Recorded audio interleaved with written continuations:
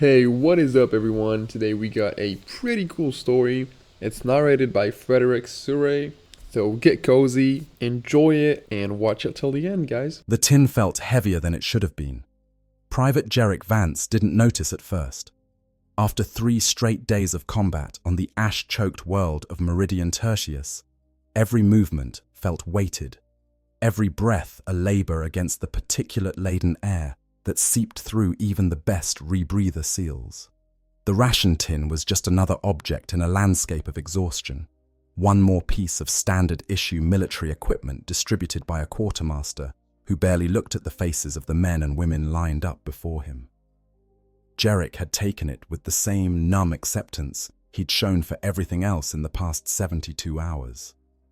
The promethium canister, the extra charge packs, the thin thermal blanket that did nothing against Meridian's bitter nights. All of it accepted, all of it carried, all of it just another burden in a war that seemed to have no end. The fighting had been relentless. The greenskin invasion force had come from the northern wastes in numbers that defied understanding, a rolling green tide of brutal, primitive violence that crashed against the Astra Militarum defensive lines, like waves against a crumbling seawall. Jarek's regiment, the Corinthian 12th, had been holding position echo for what felt like an eternity, though the chronometers insisted it had only been a standard week. He'd lost count of how many times the enemy had charged their fortifications, how many of those hulking Xenos warriors he'd put last rounds through, how many times he'd been certain the next wave would be the one to break through and tear them all apart. But they'd held. Somehow, impossibly, they'd held.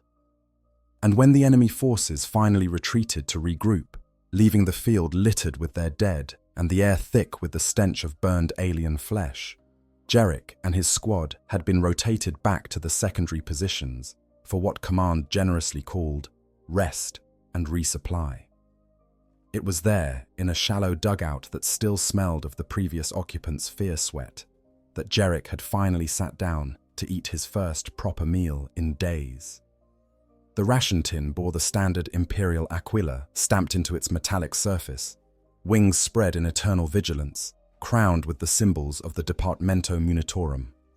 Beneath it, printed in the efficient Gothic script that covered every piece of Imperial military equipment, were the words Combat Ration Pack, Standard Issue, Shelf Life 160, Standard Years.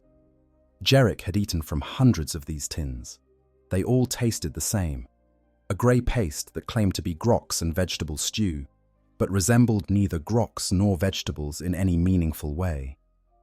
The nutritional value was supposedly optimized, the flavor designed to be inoffensive to palates from 1,000 different worlds.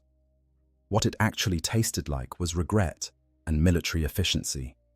He pulled the ring tab, the metal seal breaking with a familiar hiss of released pressure. The sound usually preceded the unappetizing but necessary act of consuming whatever semi-solid paste the Munitorum had deemed appropriate for the fighting men and women of the Imperial Guard. But this time, something was different. The smell hit him first. Not the usual bland, vaguely savory aroma of processed protein and synthesized vegetables, but something sharper, more chemical. A medical smell, like the inside of a field chirurgeon's tent or the sterile corridors of a Medicaid facility. Ozone and preservative compounds mixed with something organic that his brain couldn't quite categorize. Jarek frowned, tilting the tin to peer inside. What he saw made no sense. Instead of the expected grey-brown sludge of military rations, the interior of the tin was lined with impact-resistant foam, the kind used to protect delicate equipment during transport. And nestled within that foam, surrounded by a faint shimmer that suggested some kind of stasis field or preservation system, was an object unlike anything Jarek had ever seen in his 5 years of military service. It was organic, that much was clear. Roughly spherical, about the size of a man's fist, with a surface that seemed to shift between smooth and textured as the light caught it. The color was difficult to describe, something between pearl and flesh, with veins of darker material running through it in patterns that seemed almost deliberate. The whole thing pulsed, with a very faint bioluminescence, a dim glow that came and went in rhythm with something invisible. And covering it, sealing it within a transparent crystalline container, were more symbols. Not the crude Gothic script of military equipment, but something older, more complex, High Gothic, perhaps, or the sacred mark-making of the Adeptus Mechanicus.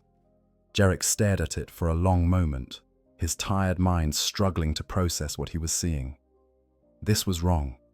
This was very, very wrong. Whatever this thing was, it absolutely did not belong in a standard combat ration pack. The rational part of his brain was already screaming at him to close the tin, to report this to his sergeant immediately, to wash his hands of whatever bureaucratic nightmare had resulted in him receiving this package. But another part, the part that had kept him alive through countless battles, was urging caution. In the Imperium of man, being associated with irregularities was dangerous. Being found in possession of items that didn't belong to you could be fatal, especially if those items looked important, especially if they looked sacred, because that's what this thing looked like, sacred. Despite never having seen anything like it before, despite having no frame of reference for what he was looking at, Jerick felt an almost instinctive recognition. This was a holy relic. This was something that should be handled by tech priests in their sterile laboratories, or by ecclesiarchy officials in their incense-filled temples, or by... And then it hit him. The realization crashed over him like a physical blow, driving the air from his lungs and making his hands shake so badly he nearly dropped the tin. He knew what this was. Not specifically, not in technical terms, but in general. He knew the category this object belonged to. He'd heard the stories, the whispered tales that every Imperial Guardsman learned eventually, usually from older soldiers who'd served alongside the Angels of Death, the Emperor's finest. This was gene seed, the biological legacy of the Adeptus Astartes, the sacred genetic material from which Space Marines were made. The most precious resource of any Space Marine chapter, hoarded and protected with a fervor that bordered on obsession. Each piece was irreplaceable. Each loss, a tragedy that could cripple a chapter's ability to recruit and maintain its numbers. And now one of them was sitting in a ration tin in a muddy dugout on a backwater war zone, in the hands of a common guardsman who absolutely, definitely, catastrophically should not have it. Jerick's mind raced, trying to understand how this could have happened. The Imperial supply chain was vast, incomprehensibly so. Trillions of items moving across millions of worlds, shipped through the warp in the bellies of ancient freighters, sorted and catalogued by armies of servitors and exhausted administrators. But even in that chaotic system, there were protocols, there were safeguards. Gene seed didn't just get mixed up with field rations. It was transported under guard in specialized containers with authentication codes and verification at every step. The idea that one could end up in a common soldier's lunch was beyond improbable. It was impossible. And yet here it was, undeniable in its reality, sitting in his hands while the sounds of distant artillery rumbled across the ash fields like the growl of sleeping gods. Jerick carefully, very carefully, placed the tin on the ground beside him. His hands were still shaking. His first instinct was to look around, to check if anyone had seen, as if he'd been caught doing something forbidden. But the dugout was empty except for himself, and the sounds from outside were the usual cacophony of a military camp at temporary rest. Men shouting orders, the clank of equipment being maintained, the whine of servo skulls passing overhead on their endless errands. Normal sounds. The sounds of a normal day in the Imperial Guard. Nothing to suggest that Jerick's world had just tilted sideways into madness. He needed to think. He needed to figure out what to do, because this wasn't just about following regulations or maintaining proper equipment accountability. This was about survival, his survival. The gene seed of the Adeptus Astartes wasn't just valuable, it was sacred. Chapters had gone to war over lost gene seed. Entire worlds had burned when these precious genetic artifacts were threatened. And if it was discovered that one had gone missing, and if suspicion fell on him, the consequences didn't bear thinking about. Or rather, they did. And they all ended with Jarek facing either a firing squad for theft of sacred relics, or something worse. Because while the Imperial Guard might execute you for stealing, the Space Marines themselves might decide to get involved. And when the Angels of Death wanted answers, they got them. By whatever means necessary. Jarek forced himself to breathe slowly, to think through the panic. What were his options? He could report it, walk straight to his commanding officer, present the tin, explain exactly what happened. It was the proper thing to do, the regulation thing to do. But would they believe him? A common guardsman claiming he'd found gene seed in his rations. It sounded like the setup to a poor joke. Or worse, like a clumsy attempt to cover up theft. He could already imagine the interrogation, the suspicion in their eyes, the questions about how he really came to possess such an item. And even if they believed him eventually, the investigation would be brutal. He'd be under constant surveillance, his entire service record scrutinized, his loyalty questioned. His life would become a living hell, even if he was ultimately cleared. He could hide it, bury the tin somewhere, or drop it in one of the many bomb craters that pockmarked the landscape. Let it become just another piece of debris in a battlefield littered with debris. Pretend he'd never seen it. But that felt wrong on a level that went beyond mere regulation. This was gene seed, the biological legacy of heroes, the future of a Space Marine chapter. Could he really just abandon it, knowing what it was, knowing what it meant? And if it was ever discovered, if the loss was traced back to his unit, to his company, to him specifically, the consequences would be even worse than being caught with it. He could keep it. The thought was madness, and he dismissed it almost immediately. Keep it for what? There was nothing he could do with it. He wasn't a tech priest or an apothecary. He had no use for it, no way to profit from it, no reason to take the risk. And yet, the thought persisted, nagging at the edge of his consciousness. This was a piece of the Emperor's own design, or as close to it as anything in the galaxy came. To hold it was to hold a fragment of humanity's greatness, a tangible connection to the legends that fought in the Emperor's name. For a common guardsman, expected to die anonymously in the grinding wars of the Imperium, there was something intoxicating about that proximity to glory, but that way led only to disaster. Jarek knew that, with absolute certainty. The Imperium did not reward individuals who exceeded their station, who reached for things meant for their betters. It crushed them, ground them down, made examples of them, and keeping gene seed would be about as excessive as it got. So what did that leave him? What option existed that didn't end with him dead or worse? The answer, he realized with slowly dawning horror, was that there might not be one. By the simple act of opening a ration tin, by the unfortunate chance of being in the wrong place in the supply chain, he'd become entangled in something far beyond his pay grade or life expectancy. He was a piece of meat, an expendable cog in the vast Imperial war machine, and now he was caught between forces that would destroy him without even noticing. The bureaucracy that had made this error would want to cover it up. The Space Marines who owned this gene seed would want it back, and anyone standing between those wants would be eliminated with ruthless efficiency. Jarek looked down at the tin again, at the softly glowing object nestled within its protective foam. It was beautiful, in its own alien way, beautiful and terrible and utterly out of place, like a diamond in a dung heap, like a prayer whispered in a battlefield, like hope in the grim darkness of the far future. He made his decision, or rather, he accepted that the decision had already been made for him the moment he opened that tin. There was only one path forward, only one choice that might, possibly, let him survive this with his life intact. He would have to report it. Properly, through the correct channels, with maximum care to document exactly how this had come into his possession.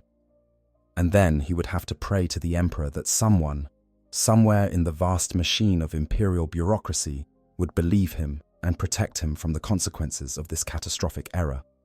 It was a thin hope, but it was the only one he had.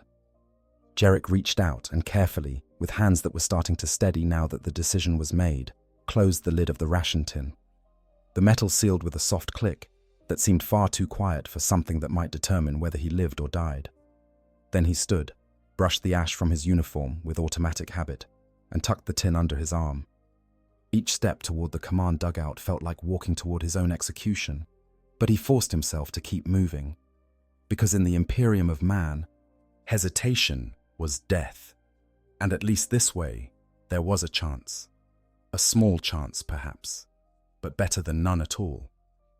As he walked through the camp, past other soldiers who didn't know that their comrade carried something that could bring the wrath of the angels of death down upon them all, Jarek found himself wondering about the circumstances that had led to this moment. How many hands had that tin passed through? How many cargo holds? How many supply depots? How many conveyor belts and sorting facilities? At what point in its journey had gene seed meant for the sacred vaults of a Space Marine chapter been mixed with combat rations meant for common soldiers? And more importantly, who was responsible? Because someone, somewhere, had failed catastrophically in their duty, and in the Imperium, such failures were paid for in blood. These thoughts occupied his mind as he approached the command structure, as he requested an audience with his immediate superior, as he began the process that would either save his life or end it. But through it all, one image remained fixed in his memory: the soft glow of gene seed, holy and impossible, nestled in protective foam, where there should have been nothing but processed protein paste and military efficiency. It was a small thing in the grand scheme of the galaxy's endless wars. But for Jarek Vance, it was everything. The moment that divided his life into before and after. The moment when he stopped being just another faceless guardsman and became something more. A witness to the Imperium's failures.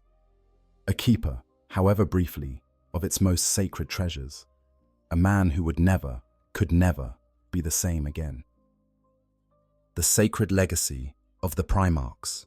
To understand the magnitude of what Jarek Vance held in his hands, one must first comprehend what gene seed truly represents in the vast machinery of the Imperium. It is not simply biological material, though that is its physical form. It is not merely a tool for creating space marines, though that is its function. Gene seed is, in many ways, the crystallized legacy of the Emperor's greatest work, the genetic echo of beings who walked among humanity as living gods. To possess it is to hold a fragment of divinity itself. To lose it is to diminish humanity's hope for survival in a galaxy that seeks nothing less than its absolute annihilation. The story of gene seed begins 10 millennia ago in the hidden laboratories beneath the Himalayan mountains of ancient Terra. There, the Emperor of mankind, in his infinite wisdom and with his unmatched mastery of genetic science, undertook a project of staggering ambition. He sought to create beings beyond human capability, warriors who would lead his armies in the great conquest of the galaxy. These beings, the Primarchs, were to be his sons, his generals, the avatars of his will made manifest in flesh that could endure any hardship, overcome any obstacle, defeat any foe. The Emperor poured centuries of genetic research into the Primarch project, combining his own divine essence with the most advanced bioengineering techniques known to humanity. Each Primarch was designed to embody specific aspects of war and leadership, to excel in particular forms of combat and command. They were to be perfect. They were to be inevitable. They were to be the spearhead of humanity's return to dominance among the stars. But the great enemy struck before the project could reach fruition. The Chaos Gods, those malevolent entities that dwell in the warp and hunger for humanity's destruction, reached through the veil of reality and scattered the infant Primarchs across the galaxy. It was a blow that could have ended the Emperor's dreams before they truly began. But from this tragedy came adaptation. Unable to recover his sons immediately, the Emperor did what he did best. He innovated. He adapted. He found another way. Using genetic samples harvested from each Primarch before their disappearance, the Emperor and his team of scientist priests created something new: gene seed.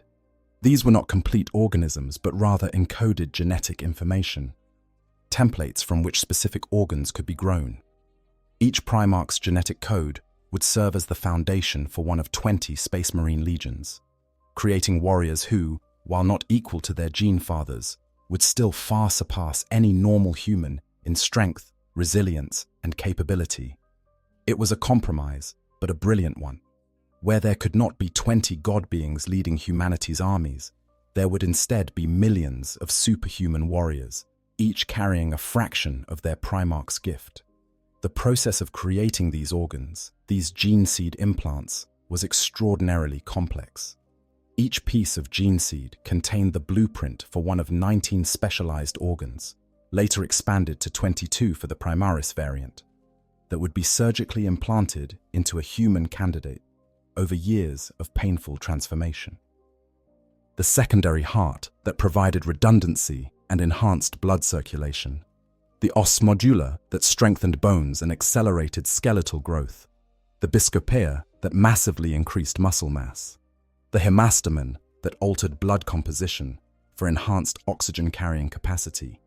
Each organ served a specific purpose in the transformation from baseline human to Adeptus Astartes, and each required gene seed to create. But gene seed was more than just a construction blueprint. It was, in a very real sense, alive. Each piece carried within it the genetic memory of its Primarch, fragments of their personality and capabilities encoded at the molecular level. This was why different Space Marine chapters, descended from different Primarchs, displayed such varying characteristics. The sons of Guilliman were master tacticians and exemplary soldiers. The sons of Russ were fierce berserkers with enhanced senses and feral instincts. The sons of Sanguinius bore the terrible burden of their father's rage and thirst. The gene seed shaped more than just physical forms, it shaped souls. And here lay the terrible importance of gene seed's preservation. Each Space Marine carried within his body not just one, but eventually 2 pieces of gene seed.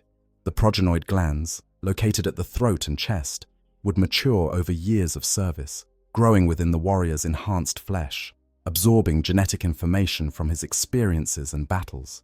When a Space Marine died, it was the sacred duty of his chapter's apothecaries to harvest these glands before corruption could set in. Each harvested progenoid could then be used to create new gene seed, which would be implanted into a new generation of recruits, perpetuating the cycle. It was a closed biological loop, a system of genetic inheritance that stretched back 10,000 years to the Emperor's original work. But this system had a critical weakness. It depended absolutely on the recovery and preservation of gene seed from fallen warriors. Any loss was catastrophic because gene seed could not be replicated through normal means. Unlike simple biological material that could be cultured in a laboratory, gene seed required the complex biological processes of a Space Marine's body to propagate. No body meant no harvest. No harvest meant no new gene seed. No new gene seed meant no new Space Marines. The mathematics were brutal and unforgiving.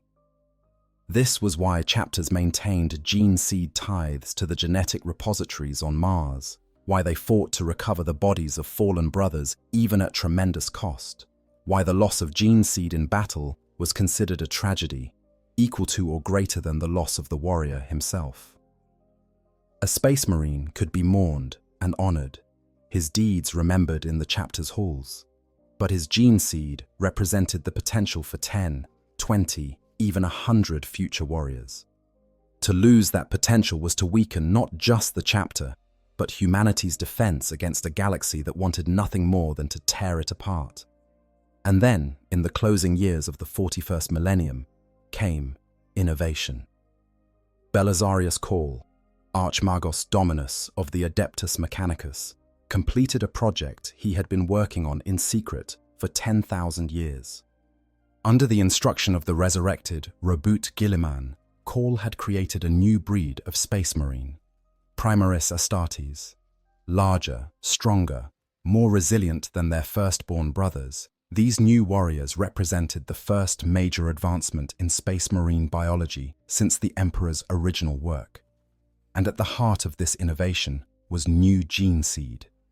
Primaris gene seed was different in fundamental ways from its predecessor. While it still derived from the original Primarchs, it incorporated 3 additional organs and utilized genetic material from the Sancprimus portum, a device that contained samples of genetic code taken directly from the Primarchs themselves, before their scattering, before any corruption or degradation could set in. This meant that Primaris gene seed was purer, more stable, less prone to the mutations and flaws that plagued some of the original chapters.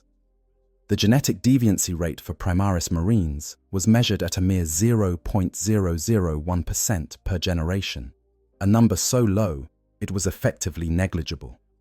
Where chapters like the Blood Angels had struggled for 10 millennia with the curse of their gene father's death, their Primaris brothers showed no signs of the Black Rage.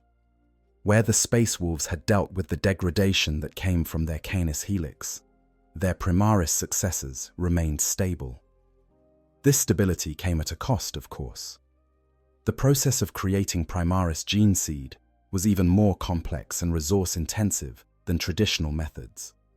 The creation of a new Primaris space marine required not just 19 implants, but 22, including the sinew coils that enhanced tissue resilience, the Magnificat that improved hormone regulation and pushed physical capabilities even higher, and the Belisarian furnace that allowed the warrior to survive even catastrophic injuries by flooding their system with combat stims and repair compounds.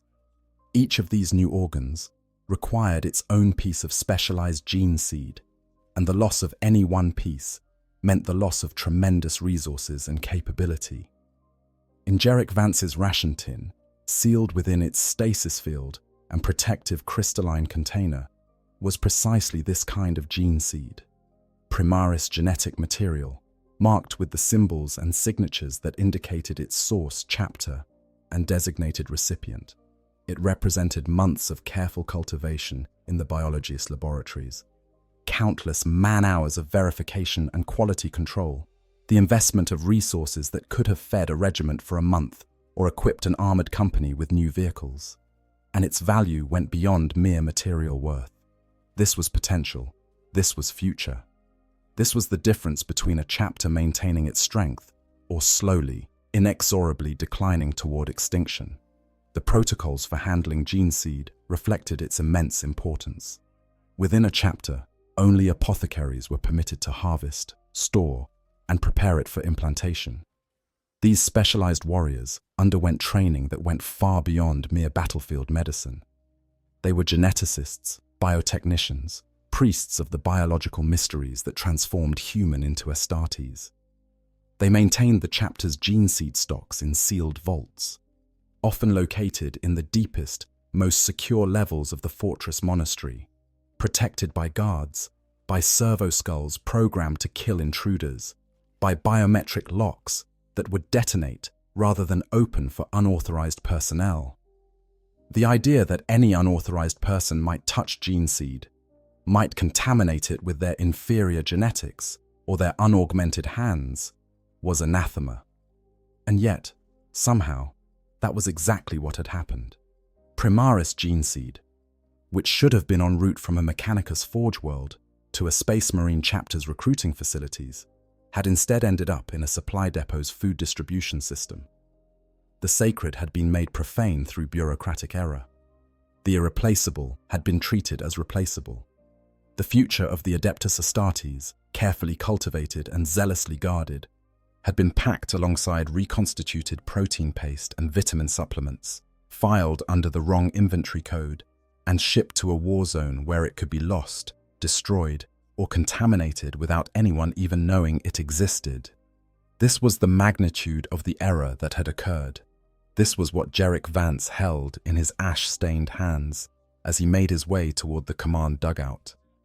Not just a biological artifact, but a piece of humanity's hope for survival. Not just a military resource, but a fragment of the divine made manifest. The gene seed in that ration tin represented the potential for a future space marine who would fight for centuries, who would save countless lives, who would stand between humanity and the darkness that sought to consume it. Or rather, it had represented that potential. Now, its fate hung in the balance, dependent on the decisions of one common guardsman who had never asked for this burden and who understood with growing certainty that his life would never be the same regardless of what happened next. The weight of discovery. Sergeant Malchus Goranev had been in the Imperial Guard for 23 years. He'd earned his rank through the traditional method of survival, outliving the officers above him through combination of caution, competence, and a seemingly supernatural ability to be somewhere else when the worst happened. In 2 decades of service, he'd seen things that would have broken lesser men. He'd watched entire companies get swallowed by warp anomalies. He'd held friends as they died from wounds that even the best battlefield medicine couldn't fix. He'd endured everything from greenskin invasions to heretic uprisings, from Xenos raids to simple logistical nightmares that left regiments stranded on desolate worlds with no support and dwindling supplies. Nothing in those 23 years had prepared him for the moment when Private Jarek Vance walked into his dugout and carefully, almost reverently, placed a ration tin on his field desk. "Sir," Vance said, his voice controlled, but with an underlying tremor that spoke of barely contained panic. "I need to report an irregularity in the supply chain."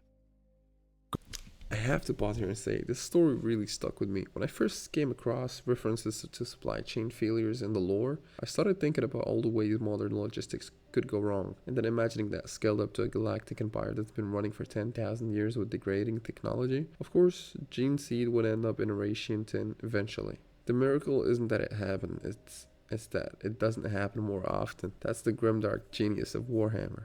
Even when people do everything right, the system is so broken that disaster is always one bureaucratic error away. Anyways, back to the story. Goranev looked up from the tactical display he'd been studying, irritation crossing his weathered features. Irregularities in the supply chain were constant, expected, part of the background noise of military life. Ammunition arrived in the wrong caliber. Cold weather gear showed up on tropical worlds. Forms got lost. Manifests got corrupted. And nobody cared as long as the last packs kept coming, and the rations, however unappetizing, continued to provide the caloric intake necessary to keep soldiers fighting. An irregularity was hardly worth interrupting his planning for the next day's operations. "Vance, if this is about getting the wrong flavor of nutrient gruel again," he began, his tone suggesting this conversation was already over. "Sir, I found this in my rations," Vance interrupted, which was unusual enough to make Goranev actually look at the tin the private had placed on his desk. "I believe it may be gene seed. Space Marine gene seed." The words hung in the air between them, so absurd that for a moment Goranev thought he'd misheard. Then the implications began to sink in, and with them came a cold sensation in his gut that he'd learned to recognize over the years as the feeling you got right before everything went catastrophically wrong. "Say that again," he said slowly, leaning back in his chair and giving Vance his full attention now. "And choose your words very carefully, Private, because what I think you just said is impossible." Vance swallowed hard, but maintained his composure. "Sir, I received this tin as part of the standard ration distribution approximately 1 hour ago. When I opened it, instead of the expected food contents, I found what appears to be biological material consistent with descriptions I've heard of Astartes gene seed. I immediately sealed the container and brought it to your attention through proper channels. The careful formal language, the emphasis on proper procedure, the obvious terror barely contained beneath the surface. Goranev recognized all of it because he was feeling the same things himself. This was either the worst practical joke he'd ever encountered, which would result in Vance facing punishment severe enough to serve as an example to anyone else who thought falsifying reports was funny, or it was real. And if it was real, then they were all in more trouble than he could properly conceptualize. "Open it," he ordered, his voice flat. Vance obeyed, hands steady despite the fear evident in his eyes. The ration tin's seal broke with that familiar hiss, and Goranev leaned forward to look inside. What he saw confirmed his worst suspicions, and simultaneously triggered every survival instinct he'd developed over 2 decades of military service. That was gene seed. He'd seen it exactly once before, years ago, when his regiment had fought alongside a Space Marine strike force, and he'd watched an apothecary perform his sacred duty on a fallen brother. The memory of that moment, the solemnity, the reverence with which the gene seed had been extracted and preserved was burned into his mind.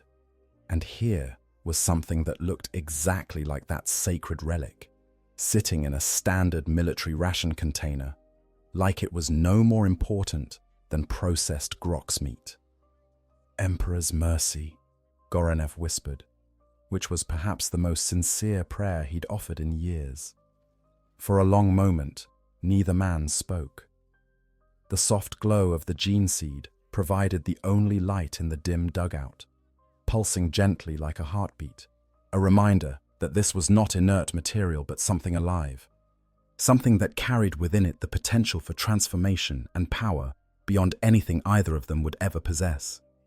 Finally, Goranev reached out and very carefully closed the tin again, as if sealing away the problem might somehow make it less real. "Tell me exactly what happened," he said, his mind already racing through the protocols that would need to be followed, the reports that would need to be filed, the chain of command that would need to be informed. "Start from when you received the ration tin and don't leave anything out." Vance recounted the story in precise detail, the kind of meticulous accuracy that came from genuine terror of being disbelieved. The ration distribution, the tin's appearance, which had seemed completely normal, the decision to eat after days of combat, the opening, the discovery, the immediate recognition of what he'd found, and the decision to report it immediately through proper channels. His voice remained steady throughout, but Goranev could see the way his hands clenched and unclenched, the way his eyes kept darting to the closed tin, as if expecting it to explode or transform or do something equally impossible. When Vance finished, Goranev leaned back in his chair and exhaled slowly through his teeth. The situation was worse than he'd initially thought, which was saying something given how bad his initial assessment had been. Because if Vance was telling the truth, and Goranev had no reason to doubt him, then this wasn't a simple case of theft or unauthorized possession. This was a catastrophic failure in the Imperial supply chain, the kind of error that could only happen through multiple simultaneous breakdowns in protocol, oversight, and basic competence. The kind of error that got people executed, not for malice, but for sheer incompetence so profound it bordered on treason. "Private Vance," he said carefully, "I want you to understand something. You did exactly the right thing by bringing this to me immediately. Your quick thinking and proper adherence to protocol may well have prevented a situation that would have been even worse than what we're already facing. Do you understand?" Vance nodded, some of the tension leaving his shoulders. The sergeant's words were clearly meant as reassurance, confirmation that he wouldn't be punished for being the unlucky recipient of this catastrophic mistake. But Goranev could see that Vance was smart enough to understand that reassurance only went so far. They were both caught in this now, both witnesses to something that should never have happened. And in the Imperium, witnesses to major failures often had a tendency to disappear, not through malice, but through simple bureaucratic efficiency. Dead men tell no tales, and tales about gene seed ending up in food supplies were exactly the kind that the administratum would want to ensure were never told. "I need you to go back to your quarters and remain there," Goranev continued. "Don't discuss this with anyone.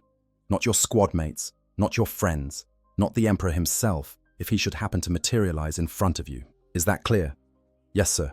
"Good. Dismissed." Vance saluted, executed a perfect about-face, and left the dugout with the kind of rigid control that suggested he was barely holding himself together. Goranev watched him go, then turned his attention back to the ration tin sitting on his desk. It looked so innocuous, just another piece of standard military equipment. But it contained something that could end careers, destroy lives, and potentially even threaten the stability of the sector if word got out about how badly the supply chain had failed. He needed to pass this up the chain of command, of course. That was protocol, and protocol existed for good reasons. But to whom? His company commander would kick it up to the battalion level, who would kick it up to regimental command, who would eventually, after gods knew how much delay and bureaucratic scrambling, get it to someone who actually had the authority and knowledge to deal with gene seed, by which time the trail would be cold, the responsible parties would have had time to cover their tracks, and Goronev would be left holding evidence of a catastrophic failure without any protection from its consequences. No, this needed to go higher, and it needed to go there quickly. The commissariat, perhaps. They had the authority to investigate across multiple levels of command, the independence to pursue irregularities wherever they led, and the fear factor that made people cooperate whether they wanted to or not. Or maybe directly to the Mechanicus liaison attached to their battle group. Gene seed was their domain, after all, their specialty. They would know how to verify its authenticity, how to trace its origin, how to begin untangling the nightmare of errors that had led to its ending up in a combat ration. Either way, Goronev knew his next few days were going to be unpleasant. Interrogations, depositions, written reports that would be scrutinized by people looking for someone to blame. The only question was whether he and Vance would emerge from this process with their lives and careers intact, or whether they'd become convenient scapegoats for a system that desperately needed someone to blame for its failures. In the Imperium, incompetence was often indistinguishable from treason, and the punishment for both was usually the same. He stood, tucked the ration tin carefully into a sealed container meant for sensitive documents, and began composing the report that would, one way or another, change his life forever. As he worked, carefully choosing each word to convey both the seriousness of the situation and his absolute lack of culpability in creating it, Goronev found himself thinking about the gene seed itself. Somewhere, on some distant world, a Space Marine chapter was waiting for this delivery. Their apothecaries had prepared a candidate, a young man who had survived the brutal trials of selection, who had proven himself worthy of the honor of transformation. That candidate was waiting to begin his journey from mortal to Astartes, to receive the implants that would remake him into something beyond human. And that process couldn't begin without this gene seed. How long before they realized it was missing? How long before inquiries began? Before demands for explanations turned into accusations and threats? Space Marine chapters did not react well to the loss of gene seed. They couldn't afford to. Every piece represented irreplaceable potential, and they guarded it with a zealotry that made even the most fanatical ecclesiarchy priest look casual by comparison. When they came looking for answers, and they would come, nothing would stand in their way. Not bureaucratic procedure, not military hierarchy, not even the authority of Imperial Guard command structures. They would tear through every level of command like a knife through paper, and anyone who couldn't provide immediate, verifiable answers would be considered suspect at best, actively complicit at worst. Goronev finished his report, sealed it with his personal authorization code, and summoned a runner to deliver it directly to the battle group's command center, with orders that it was to go immediately to the attention of either the senior commissar or the Mechanicus liaison, whichever could be reached first. Then he sat back down, pulled out a bottle of rotgut amasec that he'd been saving for emergencies, and poured himself a generous measure. If this wasn't an emergency, nothing was. As he drank, savoring the harsh burn of the cheap alcohol, Goronev thought about Private Jarek Vance. A good soldier, by all accounts. Competent, reliable, the kind of man who followed orders and didn't cause trouble. The kind of man who made up the backbone of the Imperial Guard, unglamorous but essential. And now his life was about to become infinitely more complicated through no fault of his own, simply because he'd opened a ration tin at the wrong time in the wrong place. It was unfair. It was unjust. It was, Goronev reflected bitterly, entirely typical of life in the Imperium. Ordinary people caught in situations beyond their control, their fates determined by the actions and errors of others, forced to bear the consequences of systemic failures they had no power to prevent or predict. The Emperor protects, the saying went. Goranev hoped that was true, because he and Vance were going to need all the protection they could get. The machine that fails to understand how gene seed could end up in a ration tin, one must first grasp the sheer, incomprehensible scale of the Imperial supply chain. The Imperium of man spans 1,000,000 worlds, each with its own needs, its own production capacity, its own demands on the greater whole. Every day, trillions upon trillions of items move through this vast network. Ammunition, medicine, vehicles, clothing, tools, food, water, fuel, spare parts for machinery whose original purpose has been forgotten but whose function remains critical. All of it flowing through channels that stretch across the galaxy, transported by ships that travel through the hell dimension of the warp, sorted by servitors whose organic brains have been repurposed into living calculators, catalogued by administrators who will never see the items they process or the people who will use them. The Departamento Munitorum, responsible for this titanic task, is perhaps the most maligned organization in the Imperial Guard. Every soldier has stories about supply mishaps, Arctic gear delivered to desert worlds, right-handed las rifles sent to companies of left-handed marksmen, Promethium fuel that arrives 6 months after the vehicles it was meant to power have been destroyed in combat. The failures are legendary, the subject of bitter jokes and black humor that helps soldiers cope with the inefficiency of the machine they serve. But these complaints miss a crucial point. The Munitorum doesn't fail because it's incompetent. It fails because the task it's been assigned is impossible, and yet it succeeds anyway, through sheer bloody-minded determination and the labor of billions of overworked functionaries who keep the machine running through force of will. Consider the journey of a single combat ration from production to consumption. It begins on an agri-world, where vast automated facilities process raw biomass into nutrient paste. The paste is measured, portioned, and sealed into standardized tins according to specifications that date back thousands of years.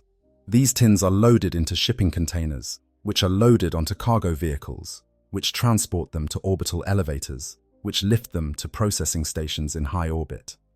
There, they're transferred to bulk freighters, massive ships that carry nothing but supplies, their holds filled with millions of identical containers. The freighter navigates to the nearest warp-capable jump point, where it joins a convoy of similar vessels.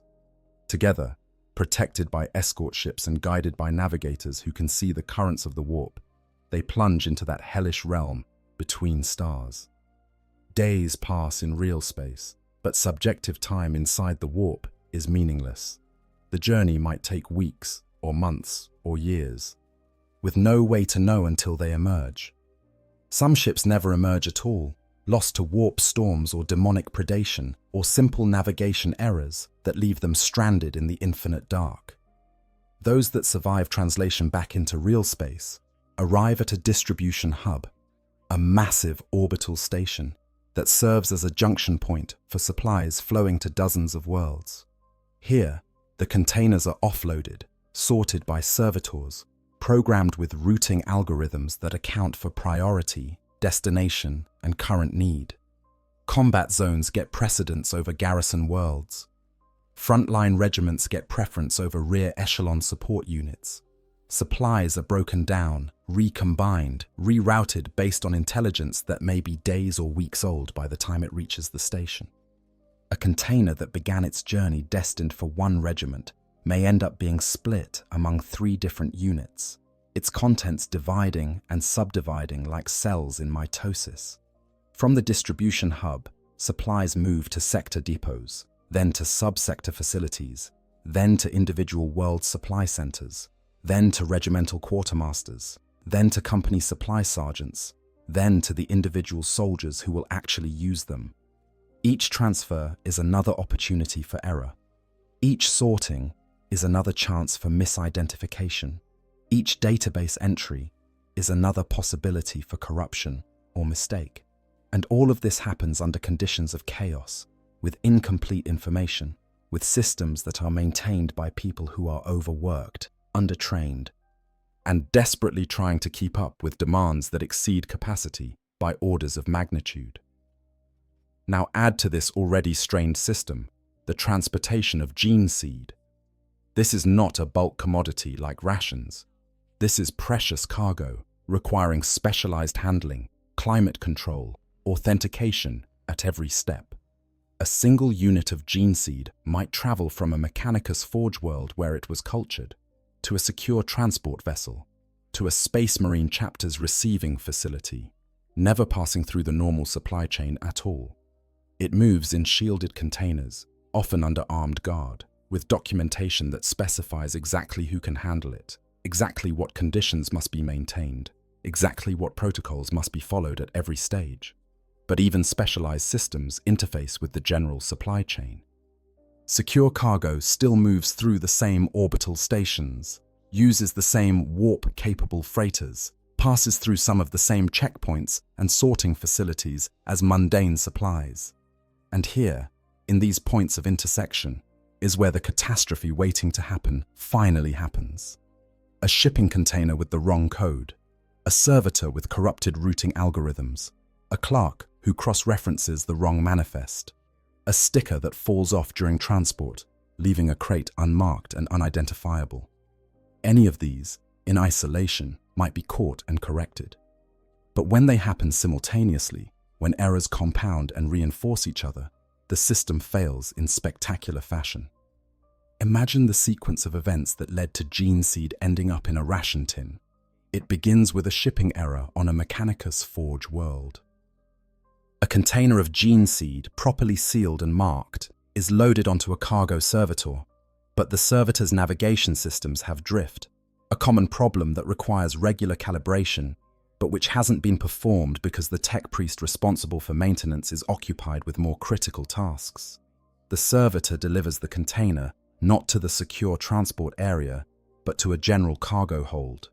The error is logged in the facility's data systems, but the notification is routed to an administrator who died 3 weeks ago and hasn't been replaced yet.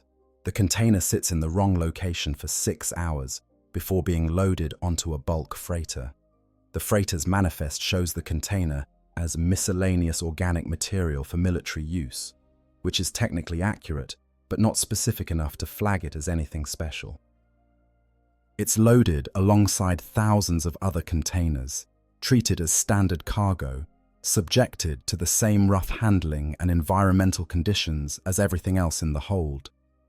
The ship makes its warp jump, emerges weeks later at a distribution hub, and begins offloading. A servitor scans the container's tag, reads the organic military material designation, and routes it to the foodstuffs sorting area. This should be impossible because the container should have additional security markers that override such routing. But one of those markers was damaged during loading, and another was corrupted by brief exposure to warp energies during transit. The servitor, operating on strict logical parameters that allow no room for judgment, does exactly what its programming tells it to do. At the sorting facility, another servitor opens the container to verify contents and assess quality. It finds a smaller container inside, sealed, with markings that its pattern recognition software cannot pass because its databases were last updated a century ago, and the symbols used to mark gene seed have changed since then. The servitor's programming tells it to route unidentified contents to a supervisor for manual review. But the queue for manual review is backed up by 3 months because there are only 2 human supervisors for a facility that processes 1 million items per day. So the servitor makes a decision based on available information. The inner container is roughly the same size as a ration tin. It's sealed in the same way as a ration tin. Its weight is similar to a ration tin. Therefore, according to the servitor's logic, it is probably a ration tin. The container is resealed in a standard military ration package, complete with printed label, identifying it as grox and vegetable stew, standard issue. It's loaded onto another transport, makes another jump, arrives at another facility. Here, human workers are supposed to perform spot checks on random items to verify quality and accuracy. But spot checks on thousands of identical ration tins are monotonous work, and the workers are tired, and the probability of any individual tin being wrong is infinitesimal. so they pass inspection without being opened. They're packed into larger crates, loaded onto dropships, delivered to the surface of Meridian Tertius, distributed to regimental supply depots, broken down into smaller batches, handed to quartermasters who distribute them to hungry soldiers who have been fighting for days and who care only that they have something, anything, to eat. And somewhere in this chain of countless small errors, each individually insignificant but collectively catastrophic, one particular tin ends up in Private Jerrick Vance's hands. The system has failed, but it hasn't failed through malice or sabotage. It hasn't failed because anyone wanted it to fail. It has failed because the system is so vast, so complex, so overextended, that failure is not an aberration, but an inevitability. The miracle is not that these errors happen. The miracle is that they don't happen more often, that the machine keeps functioning at all, despite being asked to perform tasks that should be impossible. This is the truth that the Administratum doesn't like to acknowledge. The Imperium's supply chain works not because it's well designed or efficiently managed, but because it's resilient through sheer scale. For every container that gets lost, 1,000 reach their destination. For every critical error, 1,000,000 transfers occur without incident. The system absorbs failures like a body absorbs disease, suffering from them but rarely dying from them. Most errors are minor enough to be ignored or worked around. A guardsman gets the wrong flavor of rations. He eats them anyway. A regiment receives ammunition 2 weeks late. They conserve until it arrives. A world goes months without resupply. Its people make do with what they have, or they die, and either way, the problem solves itself. But gene seed is different. Gene seed cannot be ignored or worked around. Its loss is not a minor inconvenience, but a major catastrophe, and it exposes the fragility that exists beneath the system's apparent robustness. Because while the supply chain can absorb the loss of ordinary items through redundancy and scale, there is no redundancy for gene seed. Each piece is unique, irreplaceable, absolutely critical, and when one goes missing, it creates a void that cannot be filled by simply ordering more from a warehouse or requisitioning substitutes from another source. This is why the discovery of gene seed in a ration tin represents more than just an embarrassing mistake. It represents proof that the system can fail catastrophically, even in its most critical functions. It raises uncomfortable questions about what else might be going wrong, what other precious items might be lost in the vast machine, what other failures might be occurring without anyone noticing until it's too late. And these questions cannot be allowed to spread, cannot be permitted to undermine faith in the system's functionality. Because if soldiers start questioning whether their supplies will arrive, if worlds start doubting whether their tithes are being properly distributed, if chapters start wondering whether their gene seed is truly secure, the whole edifice of imperial logistics begins to crack. Fear of incompetence is sometimes more dangerous than actual incompetence. So when the report of gene seed in a ration tin reaches the appropriate authorities, the response will be swift and comprehensive. Not because they care particularly about Private Vance or Sergeant Goronev, or even about the gene seed itself in isolation. The response will be driven by the need to contain the information, to prevent word from spreading, to identify and punish those responsible in order to reassure everyone else that this was an aberration, a one-time failure, nothing that could possibly happen again. The investigation will be thorough. People will be found guilty, regardless of whether they were actually responsible or merely convenient targets. Protocols will be updated, though whether these updates will actually prevent similar errors is questionable. And most importantly, the story will be buried deep enough that it becomes just another rumor, just another unverified tale of military absurdity, impossible to prove and easy to dismiss. This is how the Imperium maintains itself, not through perfection, but through the careful management of failure, not by preventing errors, but by ensuring that when they occur, they can be contained and explained away. The machine doesn't work because it's efficient. It works because it's too big to fail completely.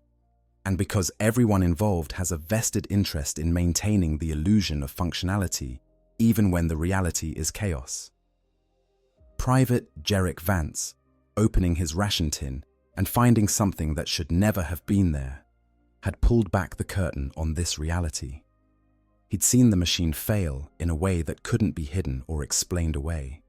And now he, along with Sergeant Goronev, and whoever else became involved in this mess, would have to deal with the consequences of that revelation.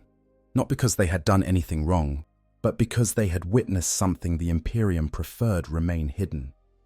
In the grim darkness of the far future, sometimes the greatest crime is not failure itself, but knowing too much about how failures occur. Witness to impossibility. The interrogation room was exactly what Jarek had expected. Grey walls of ferrocrete, a single flickering lumen strip overhead that cast harsh, unflattering shadows, a metal table bolted to the floor with 2 chairs facing each other across its scarred surface. 1 chair for the interrogator, 1 for the person being interrogated. The room smelled of old sweat and older fear, the accumulated anxiety of countless soldiers who had sat in that chair and faced questions they couldn't adequately answer. Jarek added his own contribution to that legacy as he settled into the seat, his uniform still bearing the ash stains of Meridian Tertius, despite his attempts to clean it, his hands folded on the table in what he hoped was a posture of cooperative honesty. The man across from him wore the black coat and peaked cap of the commissariat, though his insignia suggested he was a political officer rather than a frontline enforcer. Commissar Hiram Valdane, according to the nameplate on his chest. Middle-aged, with the kind of precisely maintained appearance that spoke of someone who took great pride in military protocol and personal discipline. His face was weathered but sharp, eyes that had seen too much but still looked at everything with analytical intensity. He regarded Jarek with the expression of a scholar examining an unusual specimen, curious but not cruel, interested but not sympathetic. "Private Vance," Valdane began, his voice cultured in a way that marked him as coming from a more refined world than the typical commissariat enforcer. "Do you know why you're here?" "Yes, sir," Jarek replied, keeping his voice steady. "I discovered irregularities in the supply chain and reported them through proper channels. I assume this is part of the follow-up investigation." "A diplomatic answer," Valdane observed, opening a data slate and scrolling through something Jarek couldn't see. "Sergeant Goronev's report speaks highly of your conduct in this matter.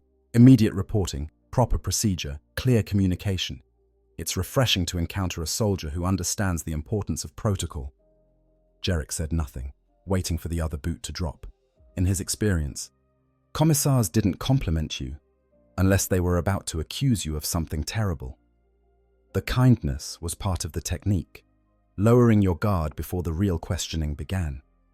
But Valdane surprised him by setting the data slate aside and leaning back in his chair with a thoughtful expression. "I've spent the last 2 days investigating this matter," he said conversationally. "Do you know what I've discovered? That your story is exactly what it appears to be. An honest soldier receiving contaminated supplies through no fault of his own and responding with precisely the correct action. It's almost disappointingly simple." "Sir?" Jarek ventured, unsure where this was going. "I was expecting conspiracy," Valdane admitted, with something that might have been amusement. "Theft rings, black market trading, perhaps even heretical cults infiltrating the supply chain. The commissariat trains us to look for malice, you see. We're conditioned to assume that when something goes wrong, it's because someone wanted it to go wrong. But sometimes, Private Vance, things go wrong simply because they can. Because the systems we rely on are operated by fallible humans and maintained by machines that break down.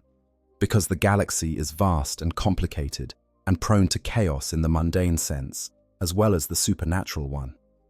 He pulled out a small case and opened it, revealing the ration tin that Jarek had found. The gene seed was no longer inside, Jarek noted. Presumably it had been removed by someone qualified to handle such things, transported to wherever it needed to go, restored to its proper place in the endless machinery of the Imperium. Good. At least something had been salvaged from this mess. This tin, Valdane continued, tapping it with one gloved finger, began its journey 18 months ago on the forge world of Metallicus Prime. It was produced as part of a batch of specialized nutrient supplements for Space Marine scouts, meant to support their enhanced metabolisms during training. The batch was supposed to be packaged in reinforced containers for transport to a recruiting world in the Ultima Segmentum.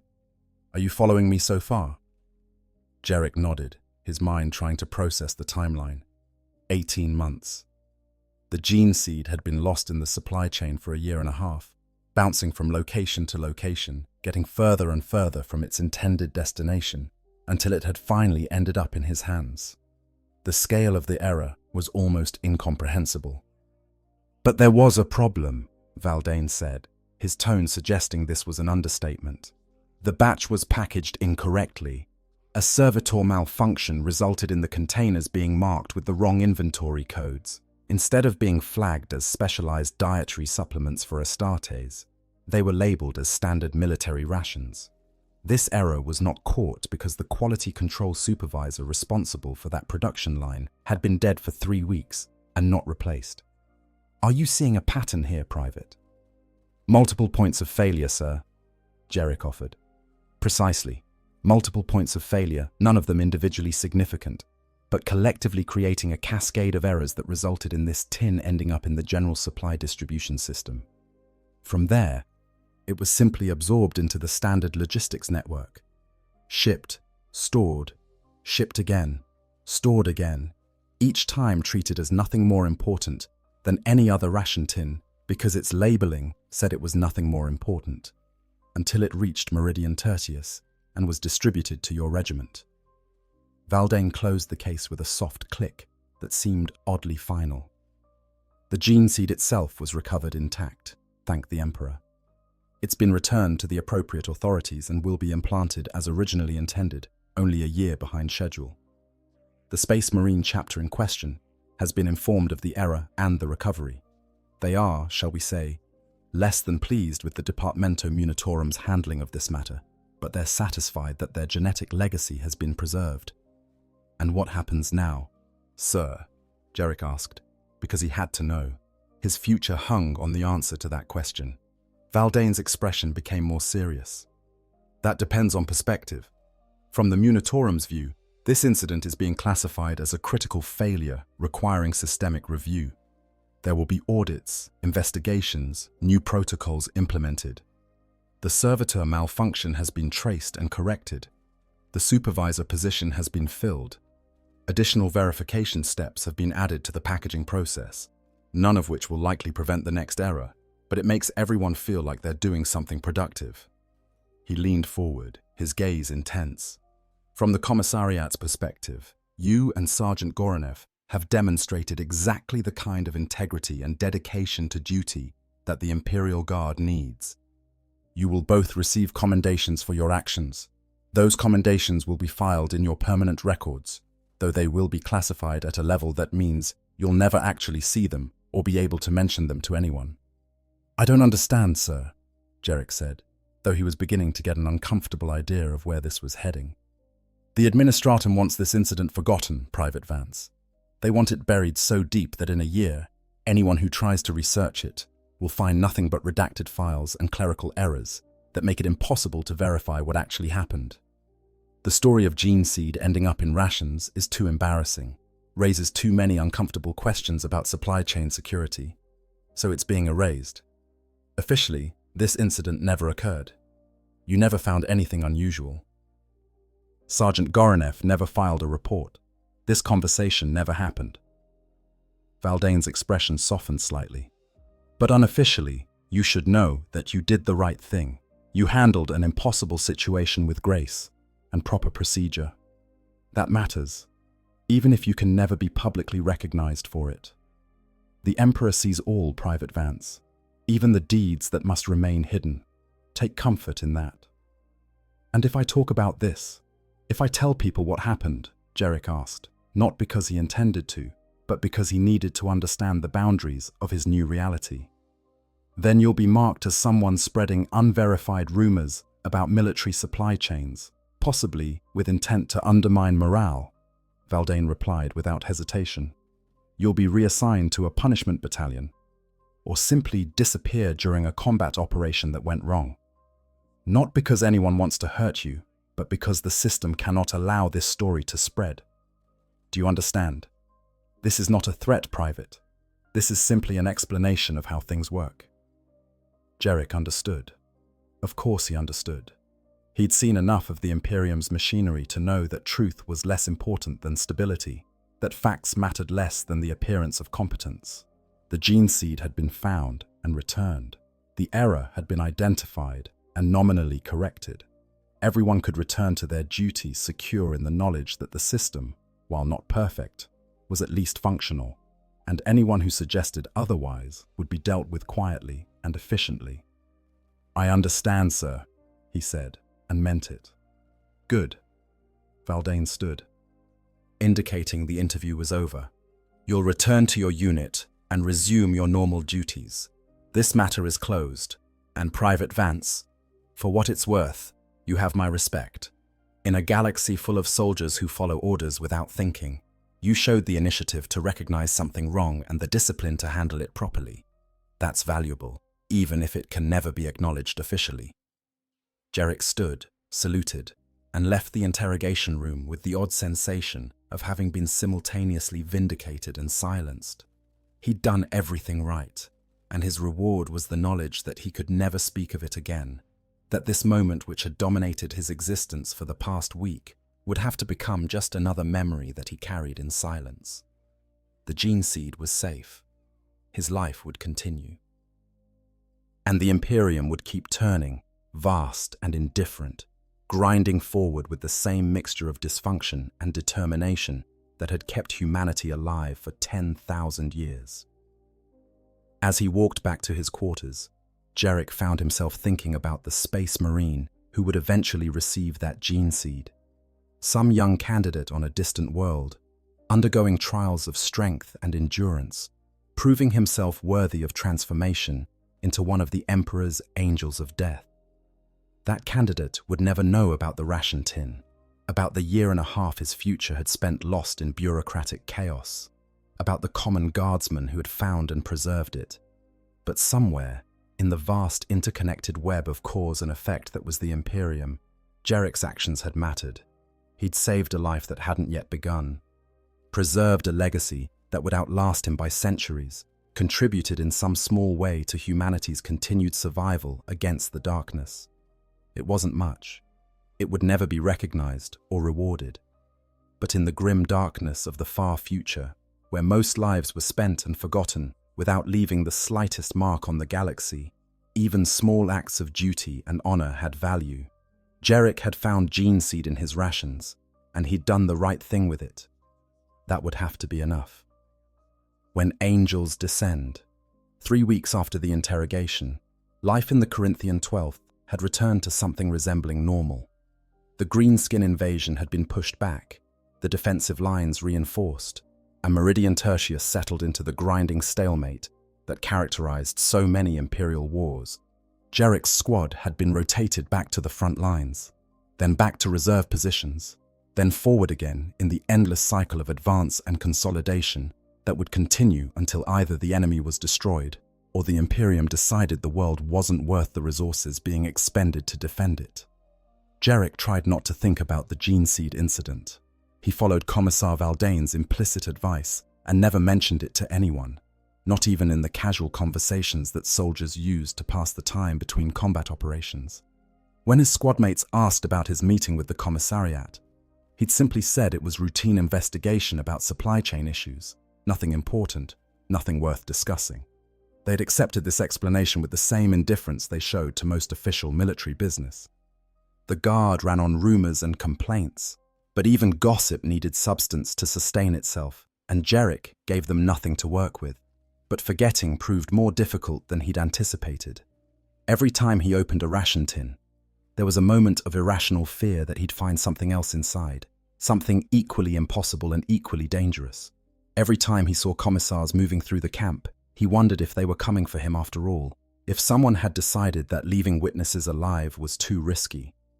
Every time supplies were distributed, he caught himself examining the containers more carefully than necessary, looking for irregularities that logic told him wouldn't exist, but paranoia insisted might. He was performing one of these unnecessary inspections when the world changed. It began with a sound that Jarek had never heard before, but recognized instantly with the same instinctive certainty that had let him identify the gene seed. A deep, thrumming roar that came from the sky, so loud it drowned out the constant background noise of artillery and equipment. So powerful he felt it in his bones before his ears registered it as sound. The camp went suddenly quiet. Thousands of soldiers looking up simultaneously, tracking the source of that intimidating thunder. They came out of the clouds like falling stars.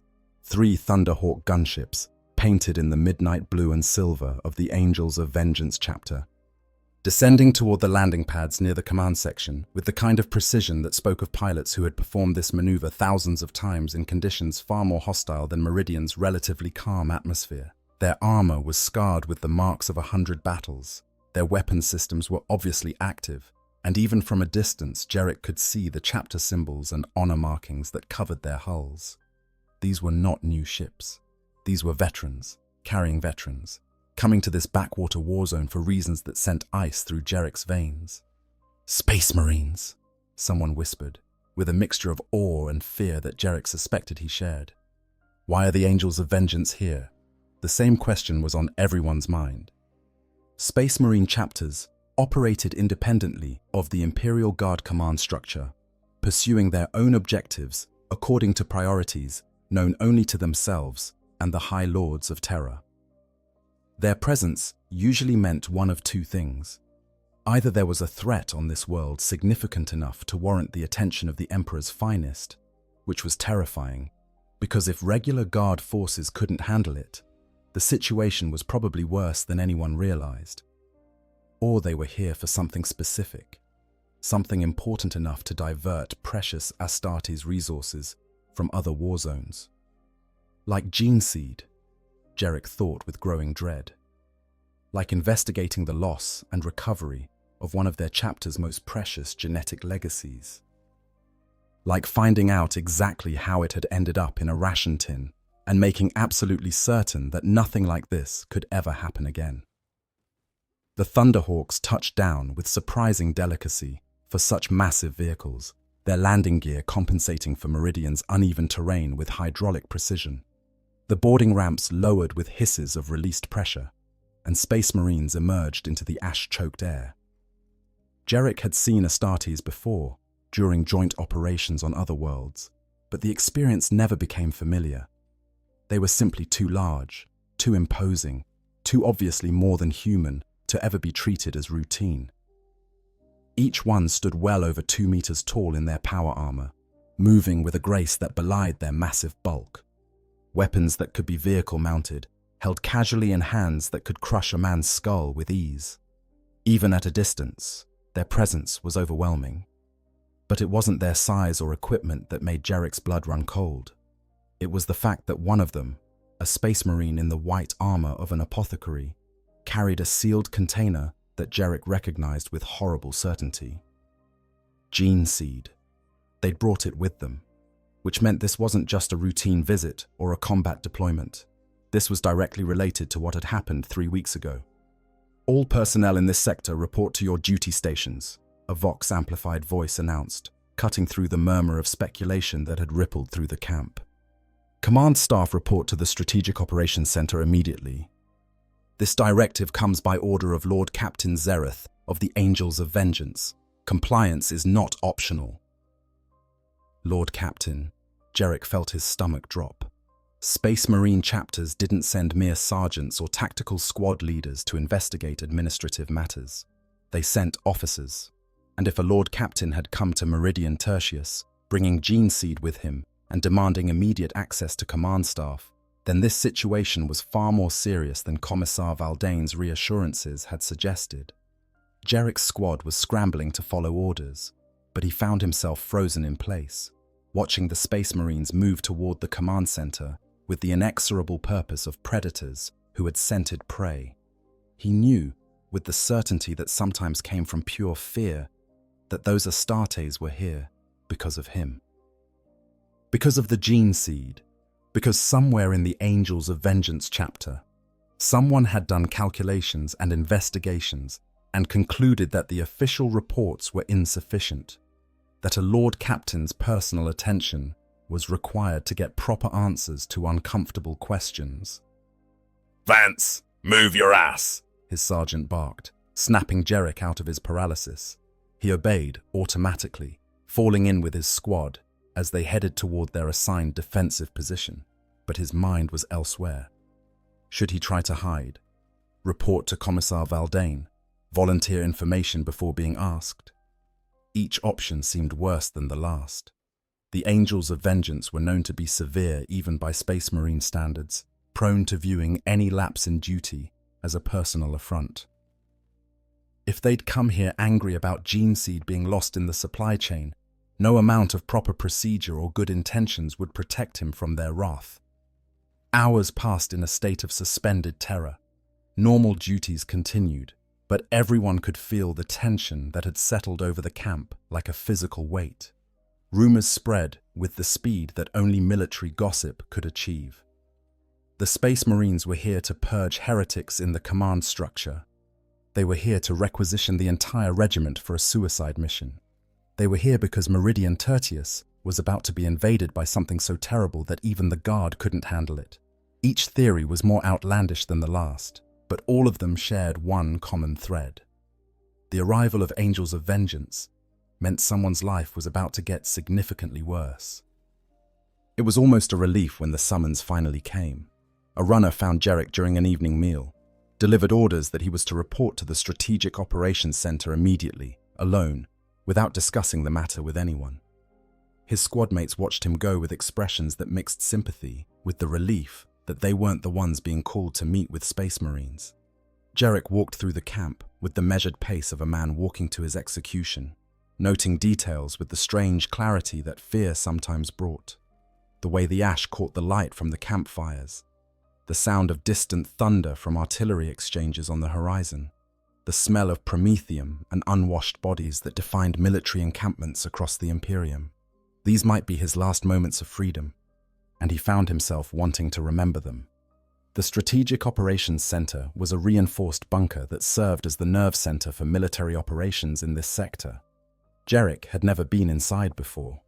Guards checked his credentials at 3 separate checkpoints, each time taking longer than seemed necessary, as if they too were reluctant to let him proceed toward whatever waited inside. Finally, he was ushered into a briefing room that had been cleared of its usual equipment and staff, leaving only a few chairs and the intimidating presence of 3 figures who stood rather than sat. 2 were Space Marines. The first was the Lord Captain Zereth, identifiable by the command insignia on his armor and the aura of authority that radiated from him like heat from a furnace. He was a warrior who had commanded thousands of battles, made decisions that determined the fate of worlds, seen horrors that would break normal men. The second was the apothecary, his white armor bearing the red helix symbol of his specialty, his expression unreadable behind his helmet's eye lenses. Both were fully armored, fully armed, and completely terrifying. The third figure was Commissar Valdane, who looked small and fragile in comparison to the Astartes flanking him, but who met Jarek's eyes with an expression that might have been sympathy or might have been grim satisfaction. This was the moment Valdane had been anticipating, Jarek realized. The moment when official reports met unofficial reality, when reassurances about the matter being closed encountered the Angels of Vengeance's refusal to accept anything less than absolute certainty. "Private Jarek Vance," Lord Captain Zereth rumbled, his voice emerging from his helmet's Vox grill with a resonance that made Jarek's bones vibrate. "You found gene seed of the Angels of Vengeance in your rations 3 weeks ago and reported it through proper channels. Is this correct?" "Yes, my lord," Jarek managed, surprised his voice worked at all. And you handled it appropriately, neither concealing it nor attempting to use it for personal gain. Is this also correct? Yes, my lord. I reported it immediately to my sergeant. The apothecary spoke next, his voice clinically detached in a way that was somehow more unsettling than the Lord Captain's barely contained authority. The gene seed has been examined thoroughly. It shows no signs of contamination or degradation, despite its improper storage and transport. The stasis field within the container maintained its integrity throughout the ordeal. It will be implanted in the candidate for whom it was originally intended, with no expected complications. Jarek wasn't sure whether he was supposed to respond to this, so he remained silent, waiting for whatever judgment was about to fall. Lord Captain Zereth regarded him for a long moment, with eyes that had seen centuries of warfare, evaluating, assessing, reaching conclusions that Jarek could only guess at. "Private Vance," the Lord Captain said finally, "the angels of vengeance do not give thanks lightly. We are not prone to sentimentality, nor do we believe in excessive displays of gratitude for actions that should be considered basic duty. However, in this case, your actions directly preserved one of our chapter's most precious resources.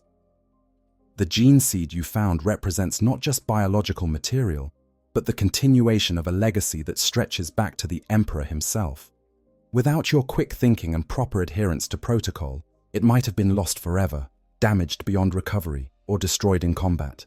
That cannot be ignored."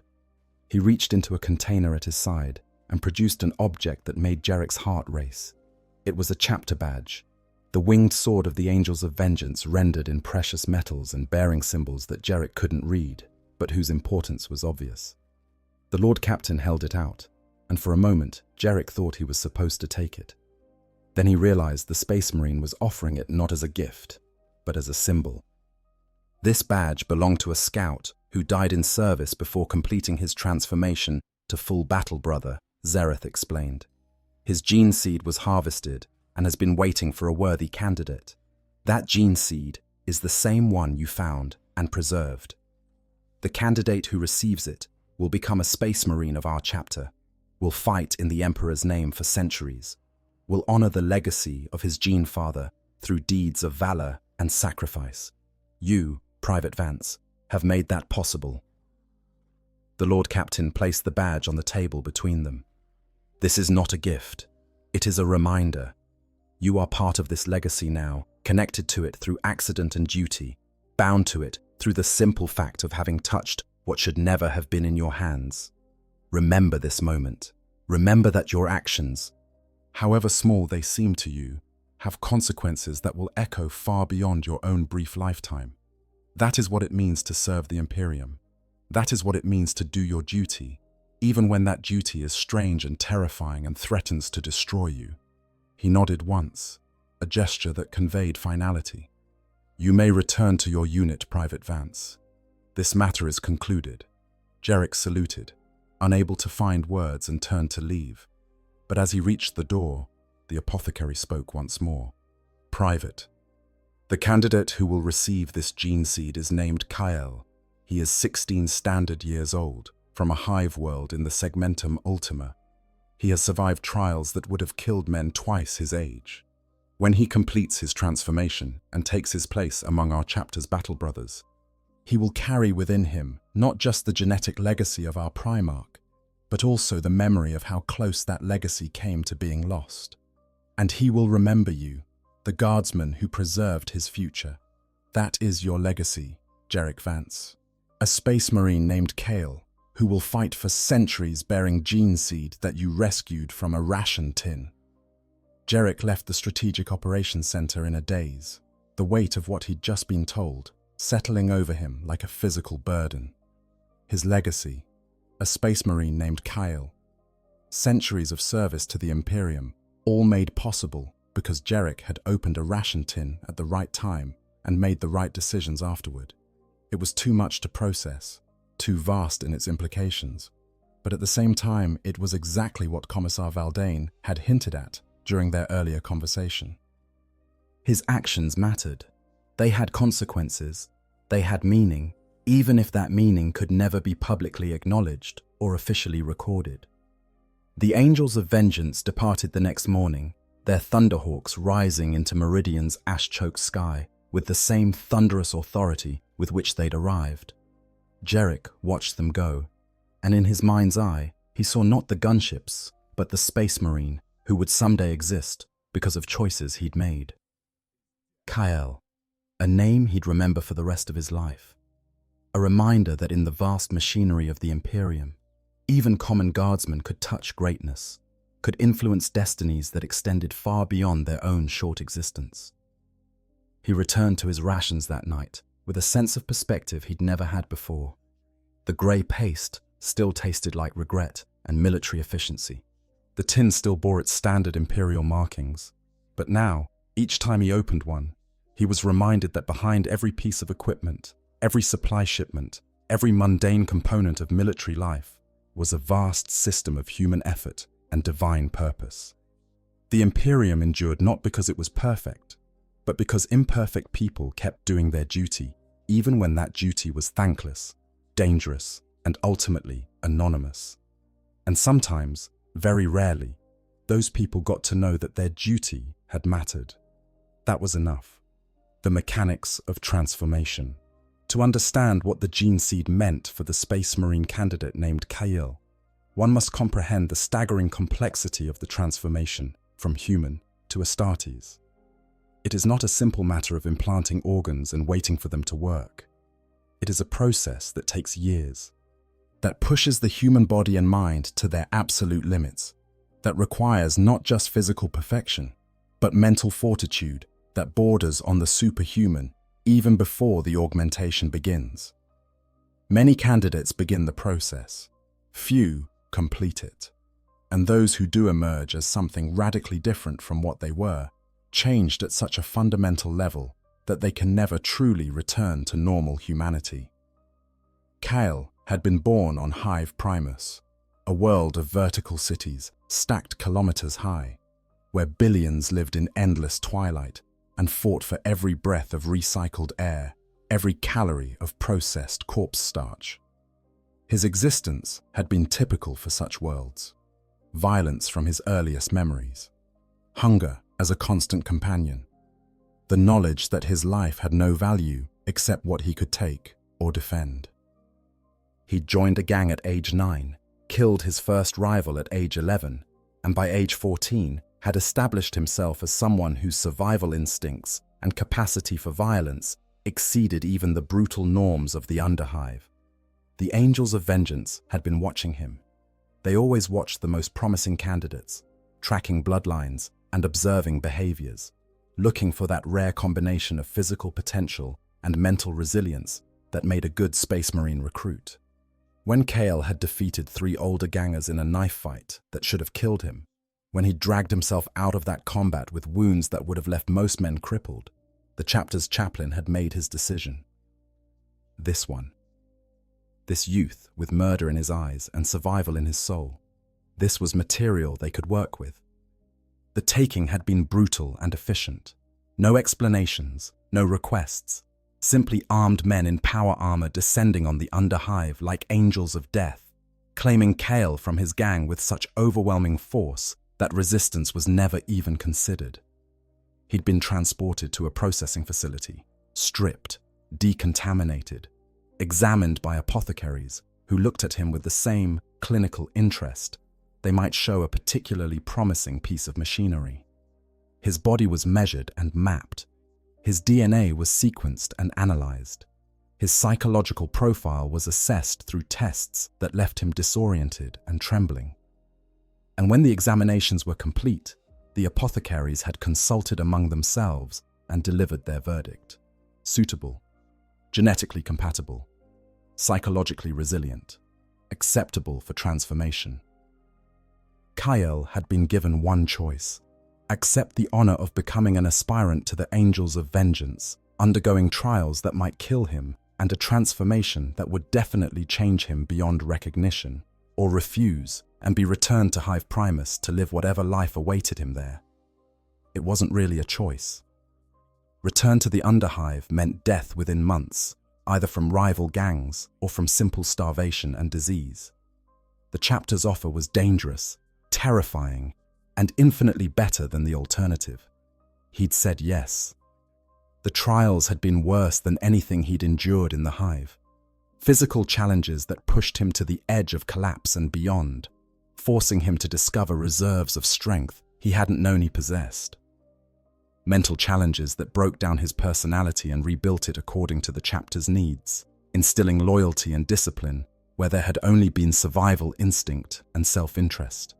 Combat training that made gang warfare look like children's games, teaching him to fight not as an individual, but as part of a coordinated force, not for personal glory, but for strategic objectives. Each day brought new agonies, new trials, new opportunities to fail and be discarded. But Kael had not failed. Through pain and fear and exhaustion that should have broken him, he'd endured. He'd proven himself worthy. And when the last trial was complete, when he'd stood bloodied and bruised before the chapter's officers, they'd given him a new name.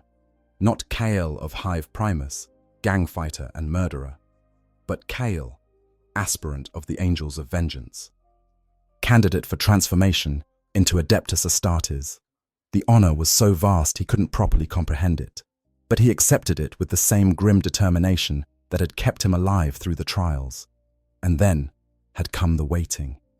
Because gene seed did not appear instantly. It had to be cultivated, grown, prepared. The apothecaries had told him that his gene seed was already being processed, that within months he would begin the transformation. But months became a year, and a year became 18 months, and still the gene seed did not arrive. Kael had trained alongside other aspirants, learned the chapter's history and traditions, prepared himself mentally for the ordeal to come. But the physical transformation, the actual implantation of the organs that would make him a space marine, remained frustratingly out of reach.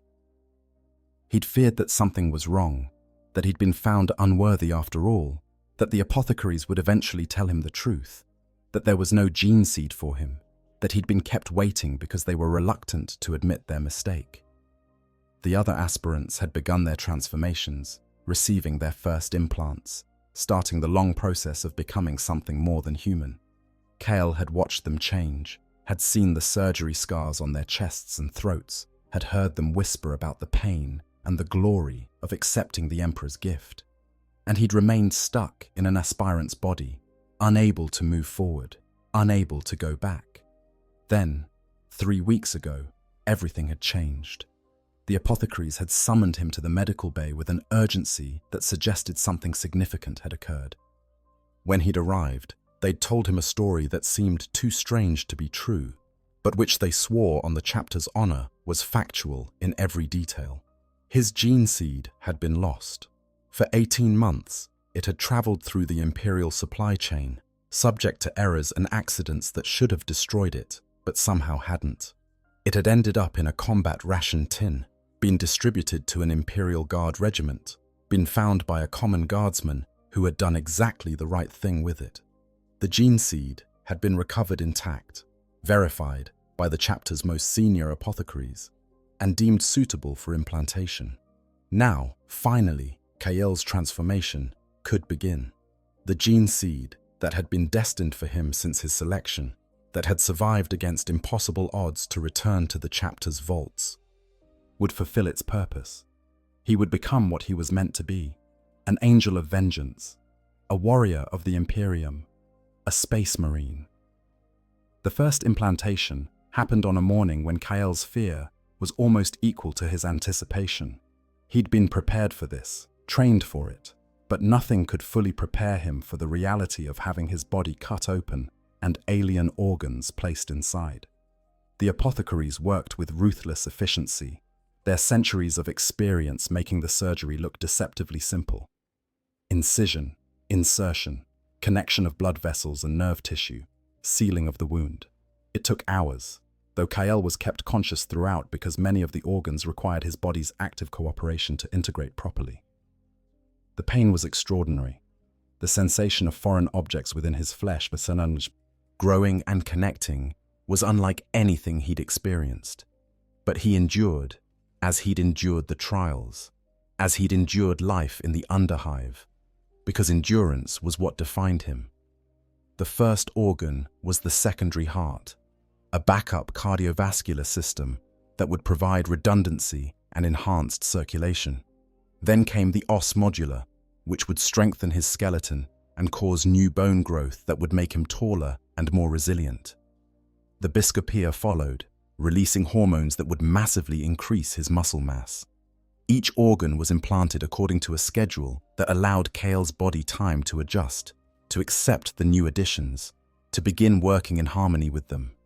Between surgeries, he underwent chemical therapy and hypno-indoctrination, his biology and psychology being simultaneously reshaped into something new.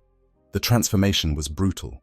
His body rebelled against the changes, fighting the foreign organs until the therapy suppressed his immune system enough to allow integration. He grew rapidly, adding height and mass at rates that would have been medically impossible for normal humans, his skeleton expanding and his muscles swelling to accommodate the demands placed on them by his new organs. The pain was constant, a deep ache that radiated from every bone and joint, accompanied by hunger so intense that he consumed rations by the dozen and still felt starved. His body was rebuilding itself, and the resources required were immense. But gradually, impossibly, it worked. The organs took hold. His body adapted. The pain diminished as his system learned to work with its new components rather than against them. And with each passing month, Kale felt himself becoming something more than he had been. Stronger, faster, more resilient. He could see better in darkness, hear sounds that would have been inaudible before, smell differences in air quality that warned him of danger. His bones became nearly unbreakable, his muscles capable of feats that defied normal human limitations. He was being remade, cell by cell and organ by organ, into one of the Emperor's chosen warriors. By the end of the second year, he had received all 22 implants required for a Primaris space marine, the Magnificat, which enhanced his hormone regulation and pushed his physical capabilities even higher, the Belisarian furnace, which would keep him alive and fighting even through injuries that would kill a normal human, the progenoid glands, which would eventually mature and allow the chapter to harvest gene seed from his body, perpetuating the cycle. Each addition brought new capabilities, new strengths, new ways in which he transcended his human origins. But the physical transformation was only part of the process. Equally important was the mental and spiritual conditioning that made him not just a superhuman warrior, but a space marine of the Angels of Vengeance chapter. Hours of hypno-indoctrination filled his mind with battle doctrine, chapter history, tactical protocols, and the sacred duties that would define his existence. He learned to think not as an individual, but as a component of a larger force, to value the chapter above himself, to see death in service as the highest honor, rather than something to be feared. The gang fighter from Hive Primus was systematically erased, replaced by a warrior who lived only to serve the Emperor and his chapter. And through it all, Kyle knew that none of this would have been possible without the gene seed's recovery, without Private Jarek Vance opening a ration tin and making the right choice about what to do with its impossible contents. That knowledge stayed with him through the pain and transformation, a reminder that even the most lowly members of the Imperium could affect the fates of those far above them. The Guardsman would never know Kale as he would become, would never see the space marine that his actions had helped create. But somewhere in the vast machinery of Imperial service, their lives had intersected for a brief moment, and that intersection had changed everything.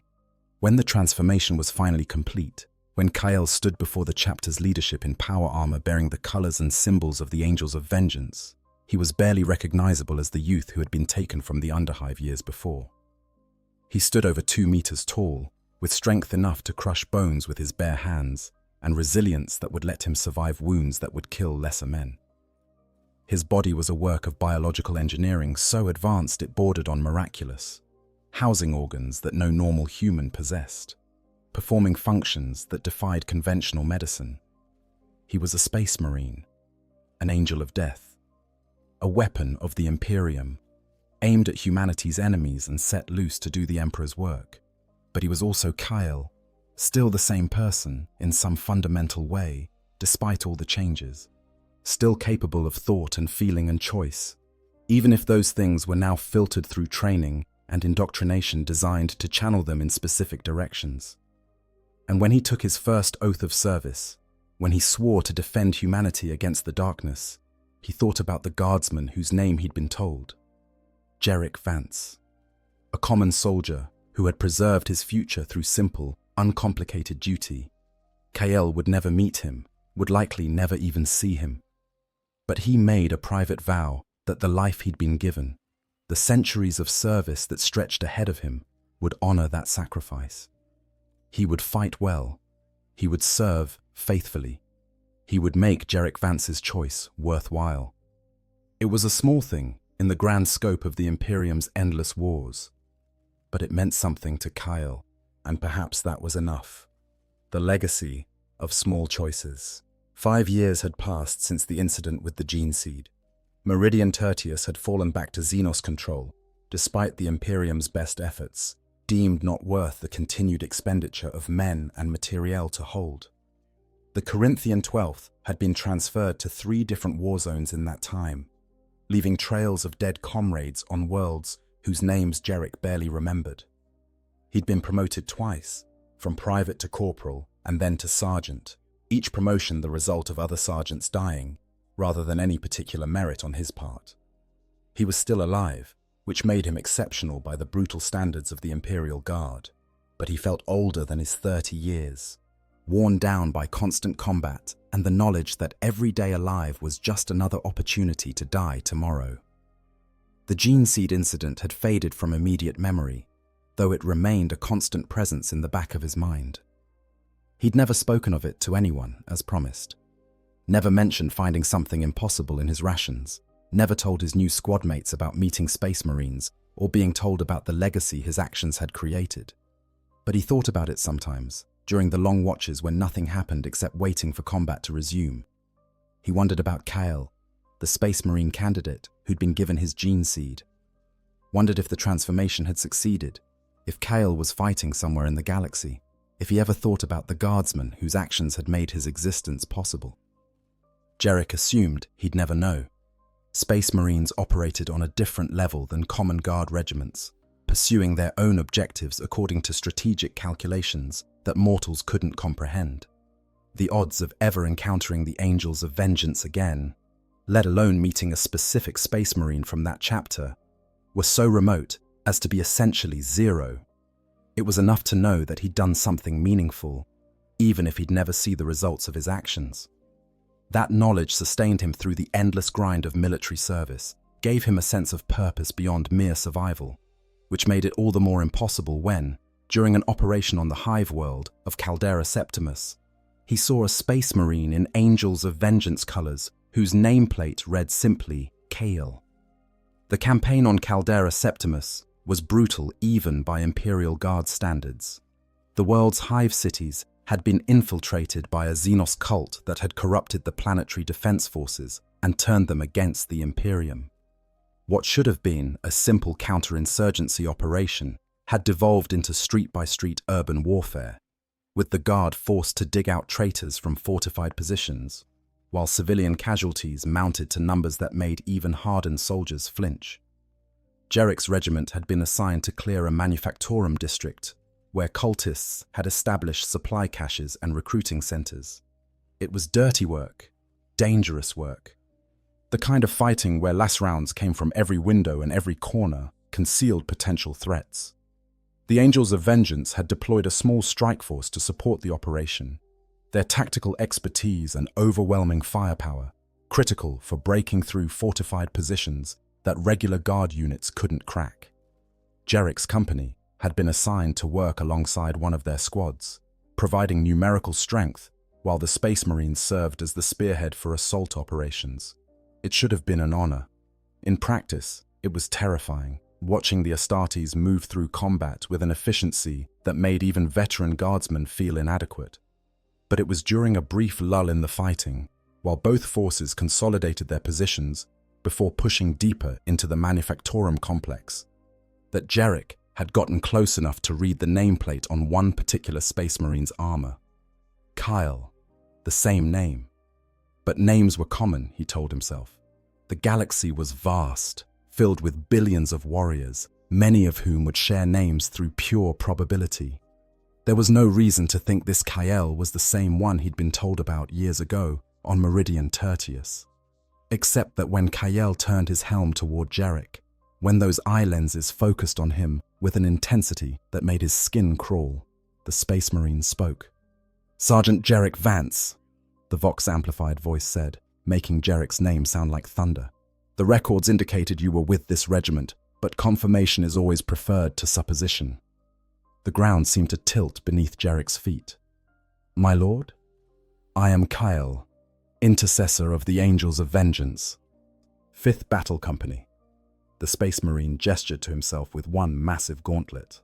"5 years ago, you found and preserved the gene seed that was used in my creation. I was informed of this fact during my indoctrination. It seemed appropriate to acknowledge the debt when circumstances brought us into proximity." Jarek's mind reeled. This was Kale, not just someone who happened to share the name, but the actual Space Marine whose gene seed he'd found, whose future he'd preserved. Standing right in front of him, fully transformed, carrying weapons that could level buildings and wearing armor that could withstand hits that would vaporize normal humans. This was his legacy, made manifest in 2+ meters of enhanced biology and military excellence. I don't know what to say, my lord," Jarek managed. "You need say nothing," Kale replied. "I simply wish to inform you that your actions continue to have meaning. Since my ascension to full Battle Brother status, I have served in 23 combat operations. I have fought orcs, traitor Astartes, and Xenos abominations, whose mere existence violates the natural order. I have defended 3 worlds from invasion and reclaimed 2 that had fallen to enemy forces.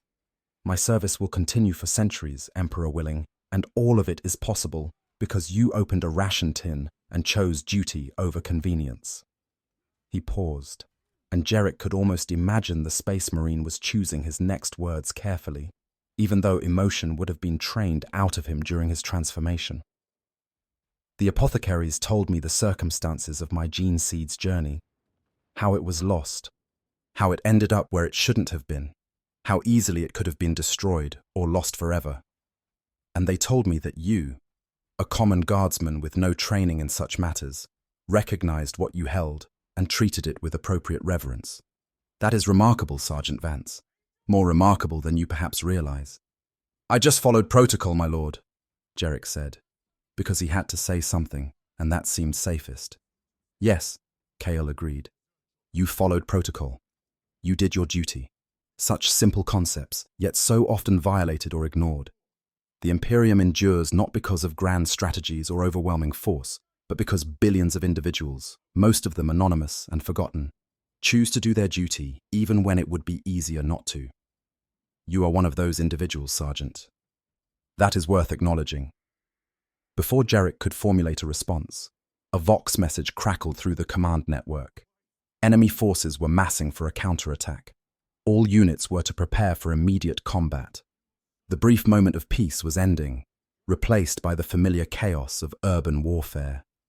Kale turned away, his attention already shifting to tactical considerations and combat preparations. The conversation with Jarek apparently concluded. But just before he moved to rejoin his squad, the Space Marine looked back one final time. "Fight well, Sergeant Vance. The Emperor protects, but he values those who can protect themselves. I will ensure you survive this operation, if circumstances permit. Consider it payment of a debt that can never truly be balanced." Then he was gone, moving through the ruins with the fluid grace that only Space Marines possessed. And Jarek was left standing there with the weight of that promise settling over him like armor. A Space Marine had just told him he'd provide protection during the coming battle. The implications were staggering. Space Marines didn't make idle promises, didn't waste words on things they didn't intend to follow through on. If Kyle said he'd ensure Jarek's survival, then he would do exactly that, or die trying. The magnitude of that commitment, the idea that a being so far above him in capability and importance would consider him worth protecting, was almost impossible to process. The battle, when it came, was as brutal as expected. The cultists fought with fanatic determination, refusing to surrender, even when their positions became untenable, forcing the Imperial forces to kill every single defender rather than accepting any kind of orderly capitulation. Jarrek's squad found themselves pinned down in a manufactorum bay, taking fire from multiple directions, their cover slowly disintegrating under sustained enemy assault. It should have been their end. Another squad of guardsmen ground down in the meat grinder of urban combat. But then Kyle was there, appearing seemingly from nowhere, his bolt rifle speaking with a voice like controlled thunder. Cultists died in explosions of blood and viscera as mass-reactive rounds found their targets with inhuman accuracy. The Space Marine advanced through their fire as if it was merely rain, his armor absorbing hits that would have killed unaugmented humans, his counterattack so overwhelming that the enemy's formation shattered in seconds. By the time Jarrek's squad had recovered enough to resume their own offensive, the threat was already eliminated, the cultists reduced to corpses, and the position secured. "Advance," Kyle commanded, and they obeyed without question, moving through the secured area toward their next objective. The Space Marine moved with them, an intimidating presence that stayed close enough to provide support, but not so close as to make them feel like he was hovering. It was protection offered competently and professionally, the execution of a promise made by a warrior who took his word seriously. Jarrek found himself fighting better than he had in months, energized by the knowledge that Kyle was watching, that this Space Marine whose very existence was connected to his own choices considered him worth defending. The battle lasted for 3 more days, grinding slowly toward Imperial victory through sheer attrition and superior coordination. Jarrek's squad survived, suffering casualties, but remaining combat effective, and he knew with absolute certainty that Kyle's presence had made the difference. Several times, when situations became desperate, when enemy fire threatened to overwhelm their positions, the Space Marine had intervened with precisely calculated applications of force, not taking over the fight, not treating them as incompetent children, but providing exactly the support needed to tip the balance in their favor. When the operation finally concluded, when the Manufactorum district had been cleared and the remaining cultists either killed or captured, Jarrek sought out Kale one final time. He found the Space Marine performing post-battle maintenance on his weapons, a ritual that all warriors understood, even if the scale and sophistication of Astarte's equipment was far beyond what Guardsmen dealt with. "My lord," Jarrek said, approaching with appropriate deference, "I wanted to thank you for keeping your word, for everything." Kale looked up from his bolt rifle, his expression unreadable behind his helm. "No thanks are necessary, Sergeant. I told you I would ensure your survival if circumstances permitted. Circumstances permitted, that is all." "But why?" Jarrek asked, the question escaping before he could stop it. "I did my duty 5 years ago, yes, but that was just following regulations. Why would that merit this kind of attention from one of the Emperor's angels?" "Because duty matters," Kyle said simply. "Because in a galaxy where corruption is easy and failure is common, you chose correctly when it would have been simpler to choose incorrectly. Because I exist because of your choice, and that creates obligations that extend beyond simple regulations or protocol. And because," he added after a pause that might have been contemplation, "you remind me of something important, that Space Marines do not exist in isolation. We are part of the Imperium, connected to the common soldiers and ordinary citizens we fight to protect. Your survival is not just a debt being paid. It is a reminder that our service has meaning because of people like you." He set aside his weapon and stood, towering over Jarrek, even though both were experienced warriors. "I will likely never see you again, Sergeant Vance. Our paths cross here because of unusual circumstances, but the galaxy is vast, and our duties take us in different directions. But know this, you made a difference, not just to me personally, though that is significant. You made a difference to the Imperium in ways you may never fully understand. That is what service means. That is what duty means. Your choices echo across time and space, affecting lives you'll never meet and battles you'll never witness. That is the nature of the Imperium. All of us, from the lowest guardsman to the highest chapter master, are connected through chains of cause and effect that bind us to purposes greater than ourselves. He extended one gauntleted hand, a gesture that was both salute and farewell. The Emperor protects, Sergeant, and in his name, so do we all, each in our own way. Remember that, in whatever battles lie ahead of you, your life has meaning, your service matters, and somewhere in the galaxy, there is a space marine who exists because you did your duty when it would have been easier not to. That is not a small thing. Jarek saluted, unable to find words adequate to the moment. Kael returned the salute with the precision that defined everything Space Marines did, then turned and departed to rejoin his battle brothers. Jarek watched him go, this warrior whose existence was intertwined with his own in ways that defied normal military hierarchy, and felt something that he hadn't experienced in years of grinding military service. Pride. Not the arrogant pride of someone who thinks themselves better than others, but the quiet pride of knowing that his life had meant something beyond mere survival, that his choices had mattered, that the galaxy, despite its vast indifference, had been changed, however slightly, by his presence in it. The war on Caldera Septimus continued for another 2 months before Imperial forces finally declared victory.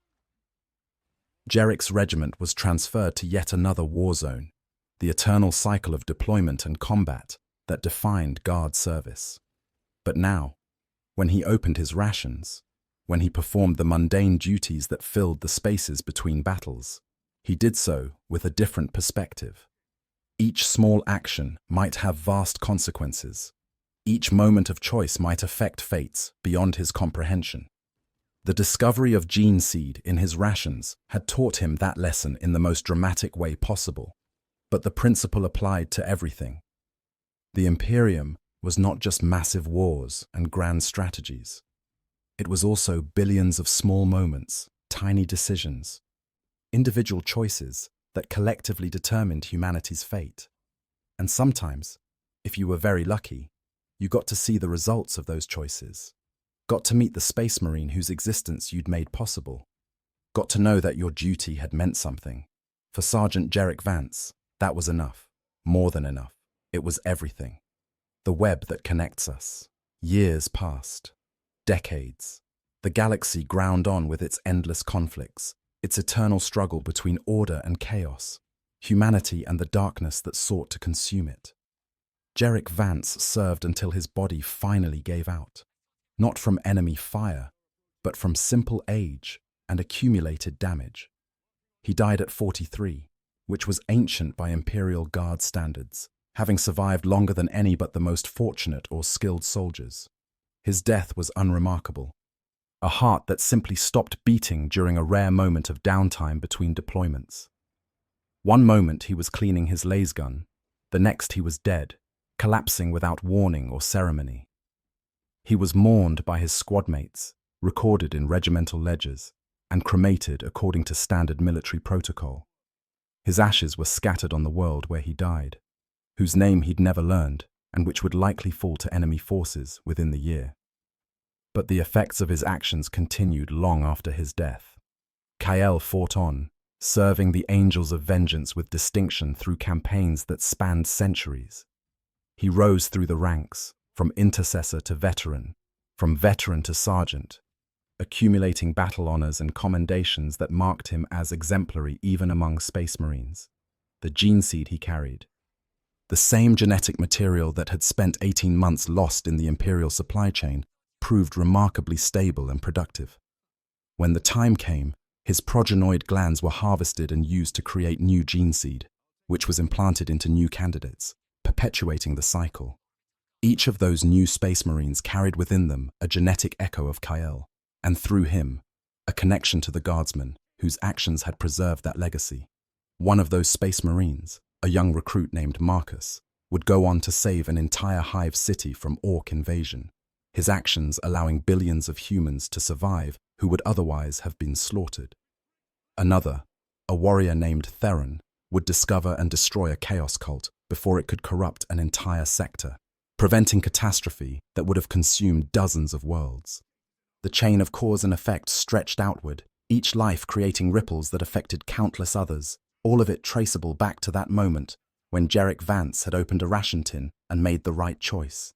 This was the truth that few in the Imperium understood, or perhaps that they understood but couldn't fully articulate, that every life was connected to every other life through chains so complex and vast that no human mind could comprehend them all. That a guardsman on a backwater war zone might affect the fate of worlds he'd never heard of through actions that seemed insignificant at the time. That the Imperium endured not because of any single hero or master strategy, but because billions of individuals, most of them forgotten and anonymous, kept choosing duty over convenience, kept serving even when they received no recognition, kept fighting even when they would gain no personal benefit. The Departamento Munitorum, after the investigation into the gene seed incident concluded, had implemented new protocols meant to prevent similar errors in the future. Whether these protocols actually worked was questionable.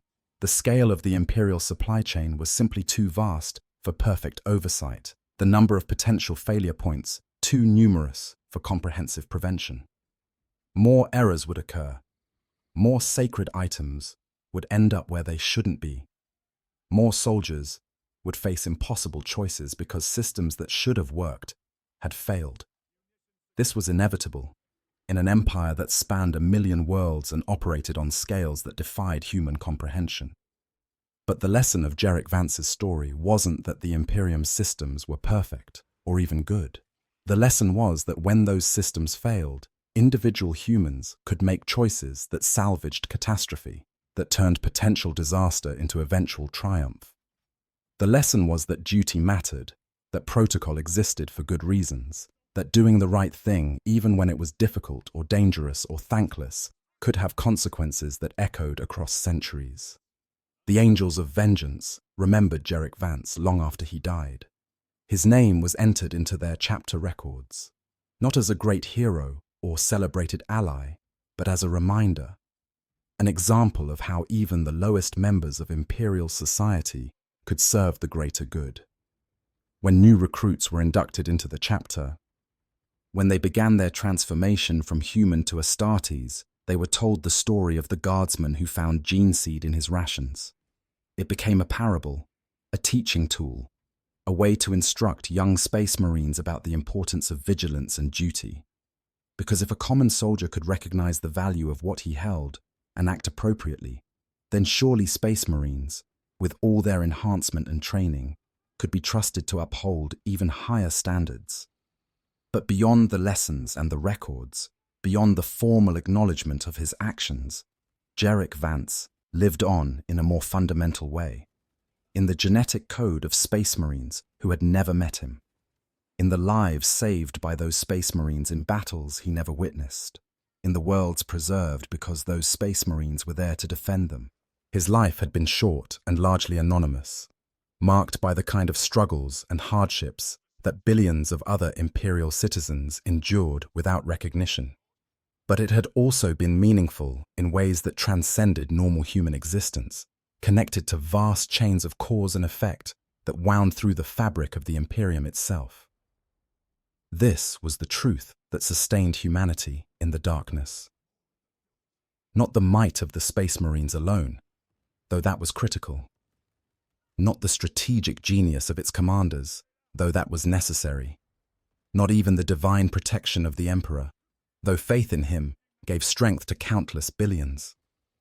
The Imperium endured because ordinary people, faced with extraordinary circumstances, chose to do their duty. Because guardsmen like Jarek Vance opened ration tins and reported what they found. rather than hiding or exploiting their discoveries. Because sergeants like Gorinev took those reports seriously and passed them up the chain of command. Because commissars like Valdane investigated thoroughly and treated the accused with basic fairness. Because Space Marines like Kael remembered the circumstances of their creation and honored those who had made it possible. All of these choices, each individually small, collectively formed the foundation upon which the Imperium stood.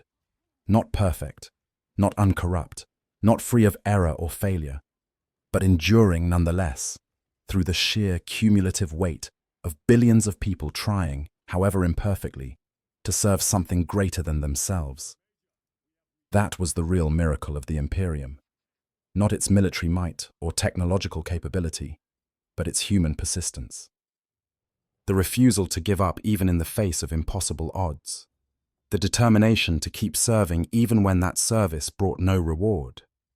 Jerrick Vance had exemplified that persistence, and in doing so, he'd become part of something larger than himself, woven into the tapestry of Imperial history in ways both profound and invisible. His name would eventually be forgotten, lost in the vast sea of human endeavor that was the Imperium. But his legacy would continue, carried in the gene seed of Space Marines who would fight for centuries, protected by the chain of events his choice had set in motion. That was immortality of a sort that few could claim. Not the grand immortality of heroes whose names were carved in monuments, but the quiet immortality of influence, of having changed the course of events in ways both subtle and significant. And perhaps that was enough. Perhaps in the grim darkness of the far future where there was only war, that was all anyone could hope for. To serve with honor, to do one's duty, to make choices that mattered, even if those choices were never celebrated or even acknowledged. To be part of the great machinery of human survival, another cog in the mechanism that kept the Imperium functioning despite the vast forces arrayed against it. To leave the galaxy slightly better than you found it, even if that improvement was measured in increments so small that no one would ever notice. Private Jerrick Vance, who had found gene seed in his rations and made the right choice about what to do with it, had achieved all of this. His story was not grand or glorious. It was not the kind of tale that would be told in epic poems or celebrated in monuments. But it was real, it was meaningful, and it was, in its own way, exactly what the Imperium needed. Not more heroes pursuing glory, but more common soldiers doing their duty. Not more grand gestures, but more small choices made correctly.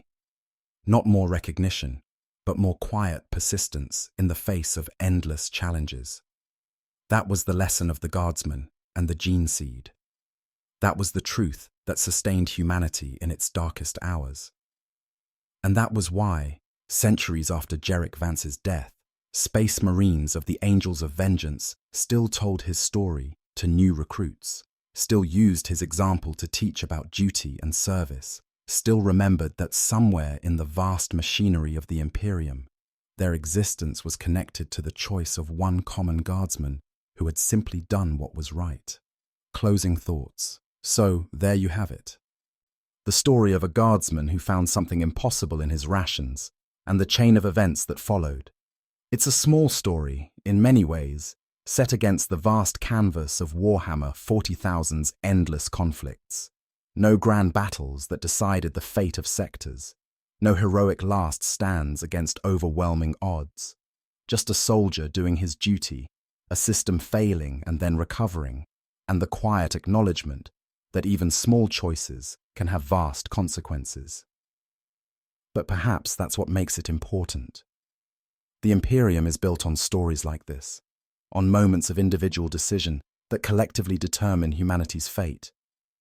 We focus so often on the great heroes, the legendary battles, the pivotal moments that change everything. And those are important, certainly, but equally important are the countless small moments, the unremarkable choices made by unremarkable people that keep the vast machine functioning. Jerrick Vance was not exceptional. He was not particularly brave or clever or talented. He was just a soldier doing his job, following protocol, trying to survive in a galaxy that wanted him dead. But when circumstances put something extraordinary in his hands, he recognized it for what it was and acted appropriately. That recognition, that moment of understanding followed by correct action, made all the difference. It saved gene seed that would have been lost. It allowed a space marine to be created who would serve for centuries. It prevented a catastrophic failure in the supply chain from becoming even worse than it already was. This is what the Imperium needs. Not just heroes, but competent professionals. Not just grand gestures, but reliable performance of mundane duties. Not just exceptional individuals, but billions of ordinary people making the right choices in aggregate. The system works not because it's perfect, but because enough people within it care enough to do their jobs properly. And when those people encounter situations that regulations didn't anticipate and training didn't prepare them for, they apply common sense and basic morality to figure out the right course of action. That's a powerful message, I think. In our own lives, we rarely encounter situations as dramatic as finding gene seed in rations, but we constantly face moments where we must choose between doing what's right and doing what's convenient, between following proper procedure and taking shortcuts, between serving the greater good and pursuing personal advantage. And the aggregate of all those small choices determines what kind of society we build, what kind of world we leave for those who come after us. The Imperium of man is not a pleasant place to live. It's brutal, authoritarian, often senseless in its cruelty and inefficiency. But it endures. And part of why it endures is because of people like Jarek Vance, who make the right choices even when those choices bring them no benefit and might actually cause them harm, who value duty over convenience, who recognize that their individual actions matter, even if they'll never see the full consequences of those actions. That's a theme worth exploring. That's a story worth telling. And that's why, even in the grimdark setting of Warhammer 40,000 where horror and darkness dominate, there's still room for quiet heroism. Still space for stories about ordinary people doing extraordinary things simply by choosing correctly when it would have been easier to choose incorrectly. Thank you for watching. If you enjoyed this exploration of an unusual corner of Warhammer 40,000 lore, please consider liking and subscribing. There are countless other stories hidden in the vast narrative of the 41st millennium, waiting to be told. Small stories and large ones, stories of triumph and tragedy, stories that remind us why this setting has captivated audiences for decades. I look forward to sharing more of them with you. Until next time, remember, in the grim darkness of the far future, there is only war. But there's also duty and honor, and the quiet satisfaction of knowing that your choices mattered, even if only to you, even if only for a moment. That has to be enough, because sometimes it's all we have. The Emperor protects. I hope you guys enjoyed the story. Make sure to hit the subscribe, like, share button, whatever you want. Give me some feedback if there's any. And yeah, sleep well.